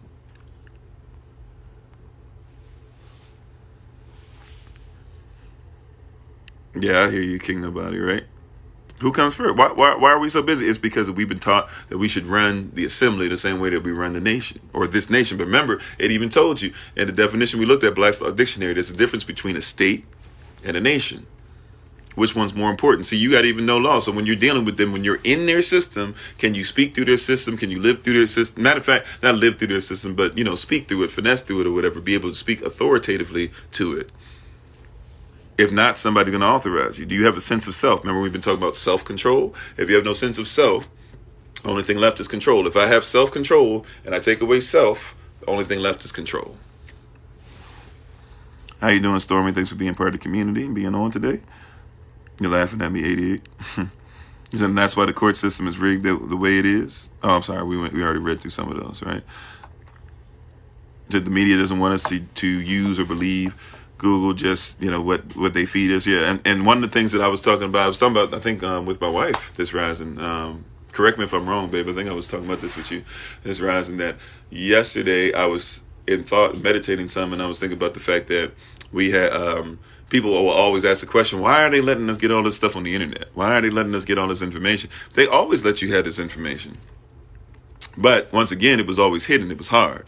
I think the parable, if you will, that I had this rising was something along the lines of, well, you always could go to they have to tell you that it's there. They have to make, or not tell you, they have to make it known. So you might have had to go to the library, and you might have had to go to the 40th shelf on the 4th floor, all the way in the back corner, right? But you can't say that they didn't provide it for you. That's what they used to always do. That's what they still do today. They'll put something out and then they have some really obscure reference on some really weird website, or even sometimes it's right on their website, but you don't know because it's just something off to the side somewhere where you're not even going to read, and you're just reading through it, scrolling through some stuff, looking for something else. Like, for example, they act like they're crazy. Right. Then when you do find it, then they say, oh, you crazy. But it's on your website. Like the CDC, for example. The CDC is not even really it's not even part of the United States of America. But it tells all the people in the United States of America what to do. And that's why the world goes around it, because the CDC is a private entity. Like the CDC is a weird thing. The Senate created it, or the Congress, whatever Congress, so the executive branch, 14th Amendment, citizenship and stuff, they created it, but it's created as a for-profit, not-for-profit, private entity. What in the world does that even mean? That means basically that they can make money off of it, so they can do whatever they want, but then they can't make money off of it, so they kind of belong to the government, but then again, they're private, so they can do whatever they want. So basically, they created them in such a way where it's so, anonymous as far as what the actual meaning and definition of what they do is, that you can't even figure it out. But it's on their website. You can look on their website and you can see, we're a profit, not for profit. Not that they have two separate things, right? There are people like for example, TD Jakes, he gets paid for what he does as a pastor over the Potter's House. I know he's a bishop, but he's a pastor. He's the pastor over the Potter's House, right? So as a pastor over the Potter's House, he gets a paycheck from them or whatever, and that's from the nonprofit side of things, right? But he has his own business as well. So he also does that for profit. So he doesn't have to be pigeonholed to basically what he built says, because he built it in a manner in which a lot of churches are built to where it's a trust. So at some point, if somebody wants to try and kick him out of it or whatever, they could finesse him out. But he has his own stuff where he's like, well, even if that were to happen, I don't have to be fully dependent. Or if y'all say y'all ain't going to work with me as far as pay or doing something to help the community, I can still do some stuff on my own. I don't have to worry about it. So I can make trips places. I can do my books. I can do my movies, all this stuff. I got that. That's for profit, right? But that's not what CDC says. The CDC says we are one entity that is for profit and not for profit. And it's Congress that gave us the right to do so, this corporation, which means the CDC, if they were created by Congress anyway, that means that if Congress is part of a false corporation, right, a fake corporation, that means that the CDC is a fake corporation. So why is it that a citizen of the United States of America, or a non-citizen national, or a state citizen, whatever you want to call yourself, a Moor, etc., why is it that you have to be under the jurisdiction of a fake corporation if they were created by a fake corporation, which means they give fake legislation? Right? You see what I'm saying? It's the beast. And we're going to get into that because the Antichrist spirit comes into that too. We're going to get into that tomorrow. Now you get the second beast, the Antichrist spirit, whose whole goal is to make sure that they lift up the government and help you to focus on the government and satanic ways and put those things together the way the devil gets glory from the people and The government gets glory from the people, and therefore the devil through the people can keep on lifting up the government. And in essence, the Antichrist spirit can use the government to lift up the devil. This is governance. This is the beast. Hey, Shalom, Helen, how you doing? This is kingdom. This is what we're talking about. This is practical. Right? Yeah, hollow point bullet is a great example of that, right? What I was talking about with JFK earlier. Is it where you can go back and watch previous videos? Yes. Yes, we have on the YouTube channel. We're about to take our leave, so I'm about to put up ways you can get to us and look at stuff. But if you want information on the YouTube channel, it's just hashtag FindKofi, hashtag FIND in my name, KOFI. But you can go look it up on YouTube, which is the name of the YouTube channel, but also on all our platforms. You can look it up. But YouTube, you can look it up on the podcast. You can the Kofi Ofori podcast. You can look it up on Facebook and IG as well. IG's been down for a little bit, so you won't get too much information off there, but you can still look up some of it to be able to catch up with what we've been doing. So yeah, and thank you for being part of the community. Appreciate it. Thank you for being your first time. And hopefully, you'll be with us many more times. You said for live is nothing, or living is nothing easy when you have travel. Okay, I missed the first part of the comment, I think. I'm sorry. The grocery store greenbacks. The world has come very greasy, not working for the people. You said, heard the term, never knew the history or research. Yeah, this stuff is there. And when we know about it, we're able to get a better comprehension. My wife said Kennedy was made an example of. Yeah, he was assassinated in plain sight in daylight. And think about that too. And then that's what I'm saying. So when I said what I said, think about when I said it, what my wife was saying, she was saying that basically they tell us this stuff and then they make us look crazy. Like they show you can find it, then they make us look crazy when we find it, right? They literally have a YouTube video out. Think about this. And I'm not trying to get on the person, but I'm just saying, think about this. Literally, I said, if you want, you can look for the video on YouTube for yourself, where Kennedy is shot by his Secret Servicemen.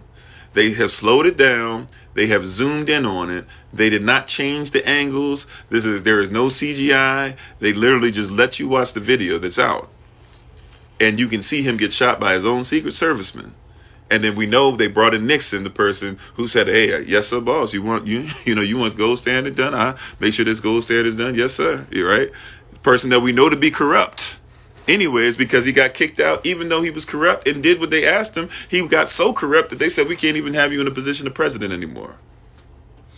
Then the same person, when Republicans say how much they hate China, they sent his Republican behind over to China after he got out to make sure that he got the Chinese to start doing business with America. That's why all your stuff is made in China.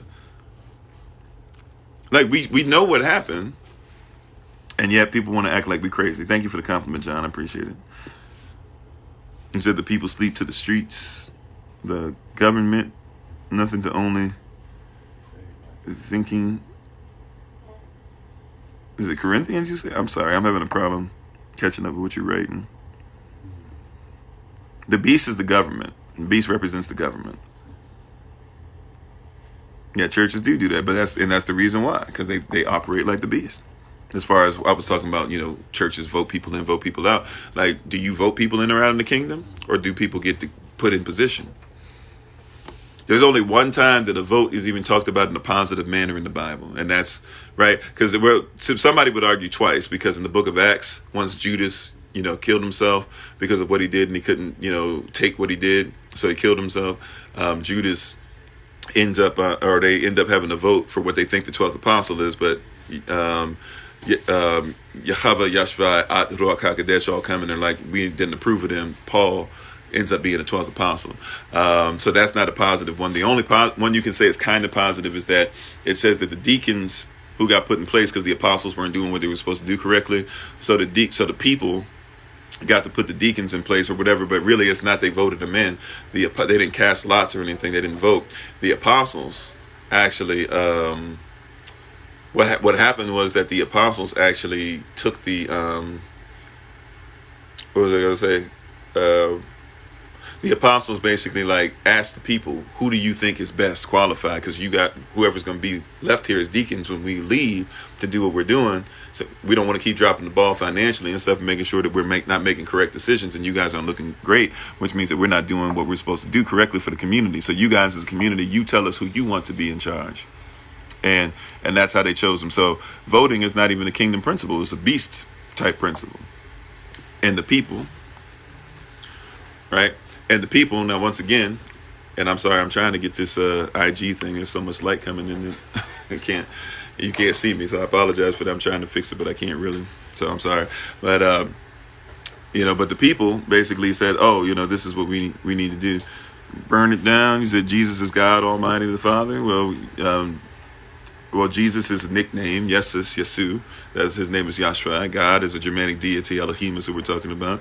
And as far as him needing to be the Father, he would be the Son, the manifestation of Elohim, but he would not be the same as the Father, right?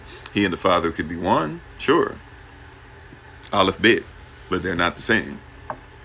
3 manifestations, same Elohim, right? But, who is controlling you? Whose system are you under? Right. That's what it comes down to. The beast is the government. It's always been the government. It's been represented as government from Genesis all the way through to Revelation. It hasn't changed. Matter of fact, the beast pops up a little bit of Enoch. If you look closely, the beast pops up a couple places in what we call the Apocrypha. The beast has always been the government. Even the beast, there's positive beasts that are talked about. Revelation chapter 4. Right, there's a beast, right, that represents, that represents Judah. There's a beast that represents Son of Man. There's a beast that represents. I'm sorry, I went out of order. A beast that represents Judah. A beast that represents the calf, as far as making sure that we have this legacy as far as the child who will be sacrificed but be strong, right? We have the beast that represents the Son of Man. We have the beast that represents mounting up on eagle's wings and flying, the same eagle that shows up to tell us, hey, be careful, the 3 woes are coming. I think it's before we get into Revelation chapter 10. Or maybe it's before we get into Revelation chapter 9, one of those two. So, it's a continued conversation. It's governance. How are you governing? Who's governing you? And once again, so when you hear something, or you read some kind of legislation, or you read something that says, we the people, whose people? What people? What culture? What kingdom? You got to ask those questions. He said, liberty is for me. I can help my next. Okay. Or you have to read. It said Biden is about to appoint Supreme Court Justice a black woman. I mean, that's great, I guess, a black woman. But, I'm done with kind of like the first black man to do this, the first black woman to do this thing, too. Because in all honesty, before there was a black woman Supreme Court Justice, we had Deborah in the Bible. When people talk about how the Bible is, so against women, we had Deborah. Deborah was a woman that was a judge, just like Samson was a judge. We had a woman that was a judge, and she was such a great judge that men wouldn't go into battle unless she went with them. So you want to tell me about the first black Supreme Court justice? They want to throw us a bone, because Biden told you if you don't vote for him, he already told you, if you don't vote for him, you ain't black. So, I mean, he's I guess he's trying to say, see, you voted for me, I'm gonna throw this black woman, just because, she black, not all kinfolk is kinfolk. I mean, not all skinfolk is kinfolk. Maybe she wants to do something great, but once again, she's going into the system. She's going into the beast. The beast is designed, to go to and fro, seeking whom it may devour. It's not maybe even necessarily that she wants to do well or doesn't want to do well, but, may if she wants it, may Yah protect her, or may Yah bless her. I don't know how much you're gonna be able to co-sign beast stuff though, but we'll see. We'll see. Well, we know the government is set up against Israel simply because of this. In Revelation, we're just gonna use Revelation. We can go to other places, of course, too, but let's just focus on Revelation. You ready? Revelation chapter 2, verse 7. 2 verse 9 rather. It says that this is a little part of the Revelation road. Revelation chapter 2, verse 9. Hey, I know that you are struggling, going through tribulation, and you think you're poor because people told you that, but really you are rich. And there are people that say that they are Hebrew, but are not. Or they are actually the synagogue of Satan. Hang in there. You'll have to deal with prison and stuff like that. But, what's for you is for you. Make sure that you're ready for it. If there's anything you need to repent from it. I got something for you that's powerful. Revelation chapter 3, verse 7. Yahshua says, I am holy, I am true, and I'm the one that holds the key of David. What's the key of David? Son of David, coming from Israel, line of the tribe of Yehuda, right? Now, I'm sorry, before I went there, I should have went to a little after Revelation chapter 2, verse 12. That's dealing with doctrine of Balaam and Nicolaitans. The Nicolaitan doctrine was Old Testament, New Testament. That's where that comes from. The Balaam doctrine is a doctrine that was specifically created to attack Israel. So now you put that with Revelation 3:7. I'm the one that holds the key of David. Revelation 3:8. I'm going to shut doors that no man can open. I'm going to open doors for you that no man can shut. Revelation chapter 3, verse 9. Hey, once again, there are people who call themselves Israel and they are not, right? But you got to understand that you are who we say you are, who I say you are. You have to comprehend that you are more, you are greater. You have to comprehend that there are people who are going to come sit at your feet. So be ready to teach them. And why? Because they're going to realize that I have always loved you. Now go to Revelation chapter 3. I'm sorry. We can go to Revelation chapter 6. I don't know what verse, probably around verse 9, I believe, Revelation chapter 6, somewhere around verse 9, where you're going to see that there are people who are under the throne, martyrs, who have been killed and slain, and have people say things about them and all these things, saying, when are you going to take vengeance on us? And the Most High says, well, just hold on a second, things still have to come. Revelation chapter 6, the last verse says, and all this wicked stuff happening, who's going to be able to stand is the question. Who's going to be able to stand? Revelation chapter 7 comes in and says, hey, there's four winds, the four corners, the north corner, the west corner, the east corner, the south corner. There's four winds that's supposed to come and cause destruction. Revelation chapter 6, somewhere around verse 3, there's an angel, I believe, that comes up and says, hey, before this destruction happens, there are people that must be sealed. Revelation chapter 7, verse 4, it tells us that these people that must be sealed are the 12 tribes of Israel, 144,000, 12,000 the tribe. After that, though, it says those grafted in and who want to be obedient to the law, going back to 1 Corinthians 11. But I'm going to stay in Revelation, like I said, Revelation chapter 7, it says that these people can be, who are grafted in, they from all nations, countries, and tongues, they can come in as well. Right. And then after we finish with that, it even tells us that during the 1,260 days or 1,260 years, starting from 530 going all the way to 538 going all the way to 1798, 1,260 years. That's talked about where people will be trying to come against Elijah and trying to come against Moses and putting Israel down, the place that the fixed number will be, the number that's measured by the rod. Was that Revelation chapter 11? I believe Revelation chapter 11. Where it's measured, and so those people, those 144,000, a fixed number, those specific people, they'll be trod down on upon, but there's still going to be the spirit of Elijah and Moses that's still saying, hey, no, this is what's going on. There's still going to be some Oluwada Equianos that are going to pop up. There's still going to be some monsters that are going to pop up. There's still going to be some people that are in Negro land and all these other places that are going to be made up, where we're going to be able to see ourselves in them and be able to trace ourselves and track ourselves and make sure that we comprehend where the scattered people went. Then we're going to get to Revelation chapter 12. We talked about that yesterday, that this woman, Israel, the same woman that's mentioned in Jeremiah chapter 3, verses 1 through 16, the same woman that's mentioned in Genesis chapter 3, is going to be the same woman that's going to pop up again in Revelation chapter 12, where she has to be protected and go to a place where she's supposed to be. And those that don't go with her and conform with her, they will be picked off as the remnant, because Satan is mad that he can't get the Yashvah. And then we get into today, Revelation chapter 13, where there's a whole beast, there's a whole government that's trying to be utilized and used and execute that same plan, that same kind of plan, not just for Israel only, but now for everybody, because he can't really get to Israel the way he wants. He's picking off the remnant, but he can't really get to Israel the way that he wants. Israel's coming to herself. So what's left now? I got to make sure the whole system is against them, because I only have what is said in Revelation chapter 12. He knows he only has a short time. That was a lot and a little bit. Hopefully that helped and answered it. I got to get ready to take my leave, though. Let's see. You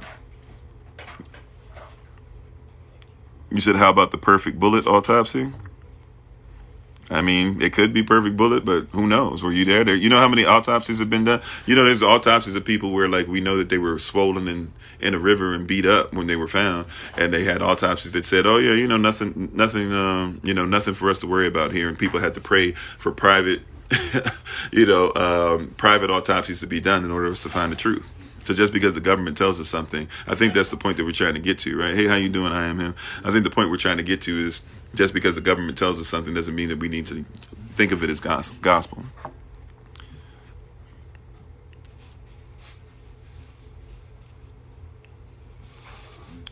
I don't know about that part, the day bell or the die bell.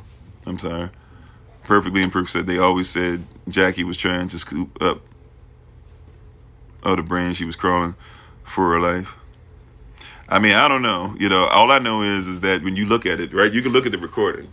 When you look at the recording, the first thing that happens is she moves back or whatever. She does, there's some sadness and stuff like that. I don't even want to say she was in on it or anything like that because I don't know enough to know about that. I just know that if you look at all the stuff going on and and you slow it down, or you look at the actual one that's already been slowed down and zoomed in and you focus, you can clearly see he was not shot from anywhere outside of that car. And by the way, like, even for people who don't want to just admit, like, oh yeah, there's hollow point bullets. Just a quick thing for you to think about. Right, for people who want to say, oh no, or maybe you think for some reason they didn't have hollow point bullets or something at that time. I don't know. That a lot of technology and stuff that you find out about has been around for decades and decades before you see it anyways, right? So you don't think it was possible he could have shot him with a bullet that you've never seen still to this day? If you don't, I know a lot of people want, and look, I know it makes us look good as black people when they'll say, hey, maybe now they're telling us it was an African man that came up with the internet in the 90s and the 80s, and we want to just believe it just because. And I'm not saying there's no truth in it. Maybe they'll say the internet is what we know it, but the internet existed in like World War I and World War II. Like, people used the internet in World War I, World War II. So just because we saw, like, look, I didn't even know, even though I knew people were using stuff on the computers and I knew people were using the internet. I guess I knew people were using the internet to play games and stuff, but I didn't, and I kind of sort of started doing, what was it, AOL chat and stuff like that, I guess, in like the late 90s, kind of, sort of. But I didn't really use a computer like that until probably, I guess, 2001, 2002.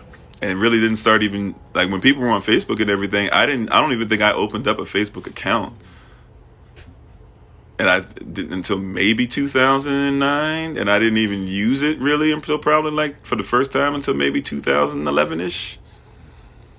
So, like, when we talk about this stuff, just because we find out about something doesn't mean, and I know I'm not with everybody on that, and I'm behind the eight on that, but I'm just saying, like, just because something, we didn't know it or we weren't using it doesn't mean it wasn't in existence. So just because we don't know how a weapon would have been used or blah, blah, put in this position, this or that, doesn't mean that it didn't exist. Except the way that I address your question about whether governments are set up exclusively against Israel. Yeah, we just addressed it. I don't know if I can address. I went through like a whole 5, 6, 7 minute thing on that. So you might just have to catch that one on the recording, fam. I'm sorry. How long have we been doing this now? We've been doing this. Wow. Okay, I got to take my leave. So it's probably somewhere around, I'm guessing right now, but probably somewhere around the 2 hour and 50 or 51 minute mark that I'm in the middle of it. So when we put it on YouTube, this is part 15. You just have to do some rewinding. Nevertheless, though, so I've been on here extremely long.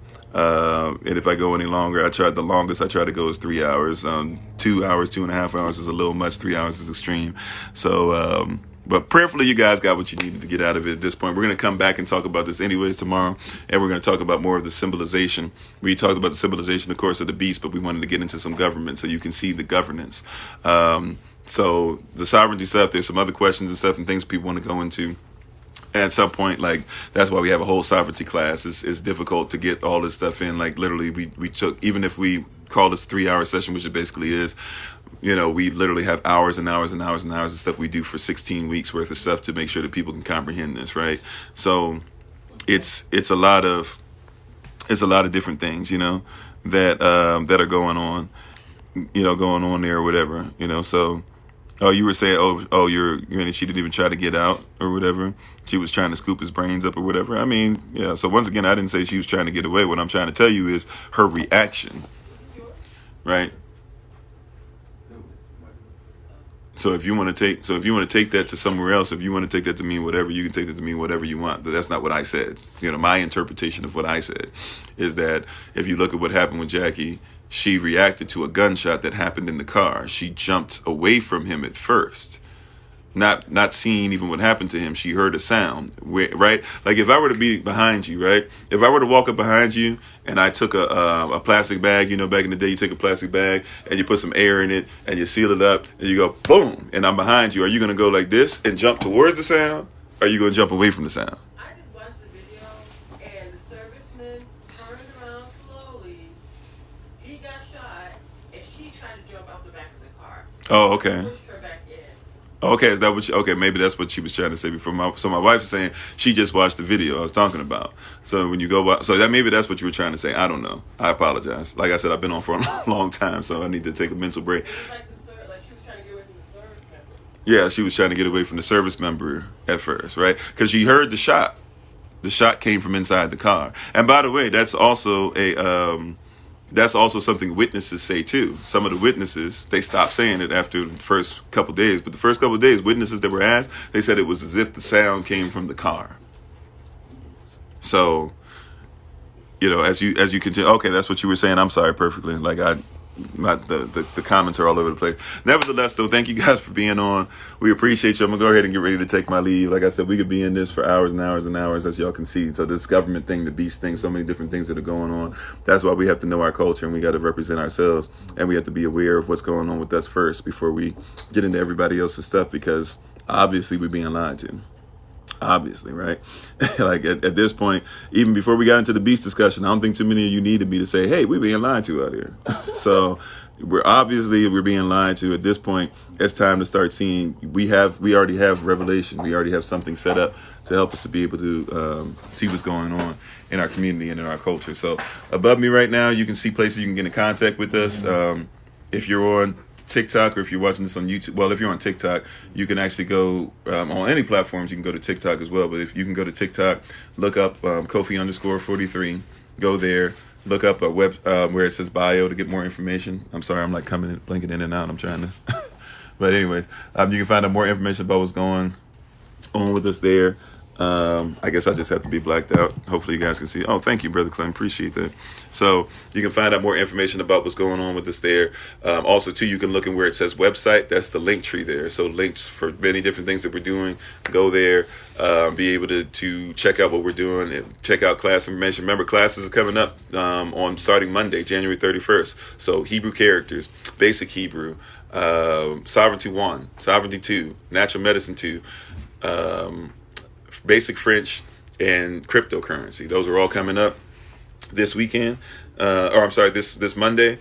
So join us for that. Don't forget that on Sunday, my wife and I will be doing our special session. Those of you who participate will be having our weekly meeting for Servants of Christ on at 1:00 p.m. Eastern on Saturday. I'm sorry? You said something? Mine? Are you talking to me? Oh, okay. Sorry.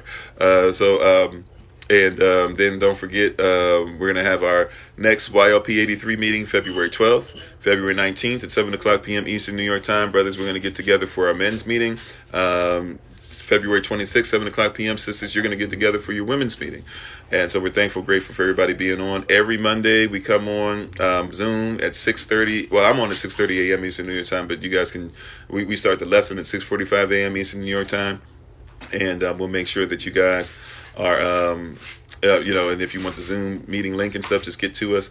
And you can text us at the number that's on here. The email address is on here. Our class schedule is on our calendar is on for at least for the Hebrew holy days, things like that. We have all the dates present on there for you guys for that. And we have our curriculums and everything set up on there as well.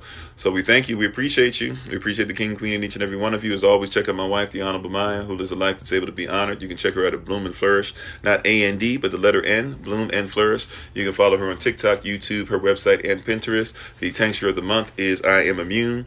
And you can also check out what she's doing for the community at ChangingLinesInitiative.org. You could also, if you'd like to be able to send something to her, even to donate to what she's doing, you can do so on Cash App at $FindBloom, FindBloom, FindBloom, $FindBloom. So thank you all. We appreciate you all so much. We look forward to being with you again. Don't forget Patreon members. We have stuff for you that's exclusive. I'm working on getting a book list for you guys. We're also going to look at putting a shortened version of the book list on the on the website again. Matter of fact, we probably have a page on there. I probably just need to put the page back up. But we'll try and get that done for you. We'll try to get something on Patreon where we can start kind of maybe once a week, I guess. I can try and come up with some books and things that we're reading. So for those of you who are interested in that, Patreon is a place that you can go. $5 a month. It helps us to be able to help with the community and things that we're doing all over the place. Anything from food being given out to helping out with the clothing drive and the partnership we have, Changing Lives Initiative, to even travel, to YLP 83, Yas Land Project 83 stuff, to whatever the case is, whatever we're led to do. And it makes sure that you can get at bare minimum five minutes a day of something that you don't get anywhere else. And we try to also put a little picture of something to kind of let you know some things that we're thinking about. And also, don't forget, Patreon members, feel free to contact me. I look there first for contact info first. You guys are, blessing us with something. And are part of a little united place that others aren't. And because of you being a little more dedicated, feel free to let us know. You want to learn this, you want to go in this direction, you want to do all these different things, let us know there. So we thank you. We appreciate you. We appreciate the king and queen in each and every one of you. Our prayer, as always, is that you not only be followers of this word, but that you not only hear this word, but you study it, meditate on it, and pray about it, and even fast if necessary, so that you can observe and do it, as Deuteronomy 28 verses 1 and 2 teaches us. So we thank you, and as always, this has been Pastor Kofi, Pastor Servant of Christ. We are always changing lives one mind at a time by being the voice of the voiceless and speaking the unspoken. And until I have the great privilege, opportunity, and responsibility of being in front of you all again, please remember, as always, that you are loved, you are necessary, you are majestic, you are fearfully and wonderfully made, and you, which is all of us working together, will be the reason why people who are in the system no longer have to be of it. Shalom, family. Oh, and we'll see you later, 8 o'clock p.m. Eastern, New York time. Thank you so much. Peace.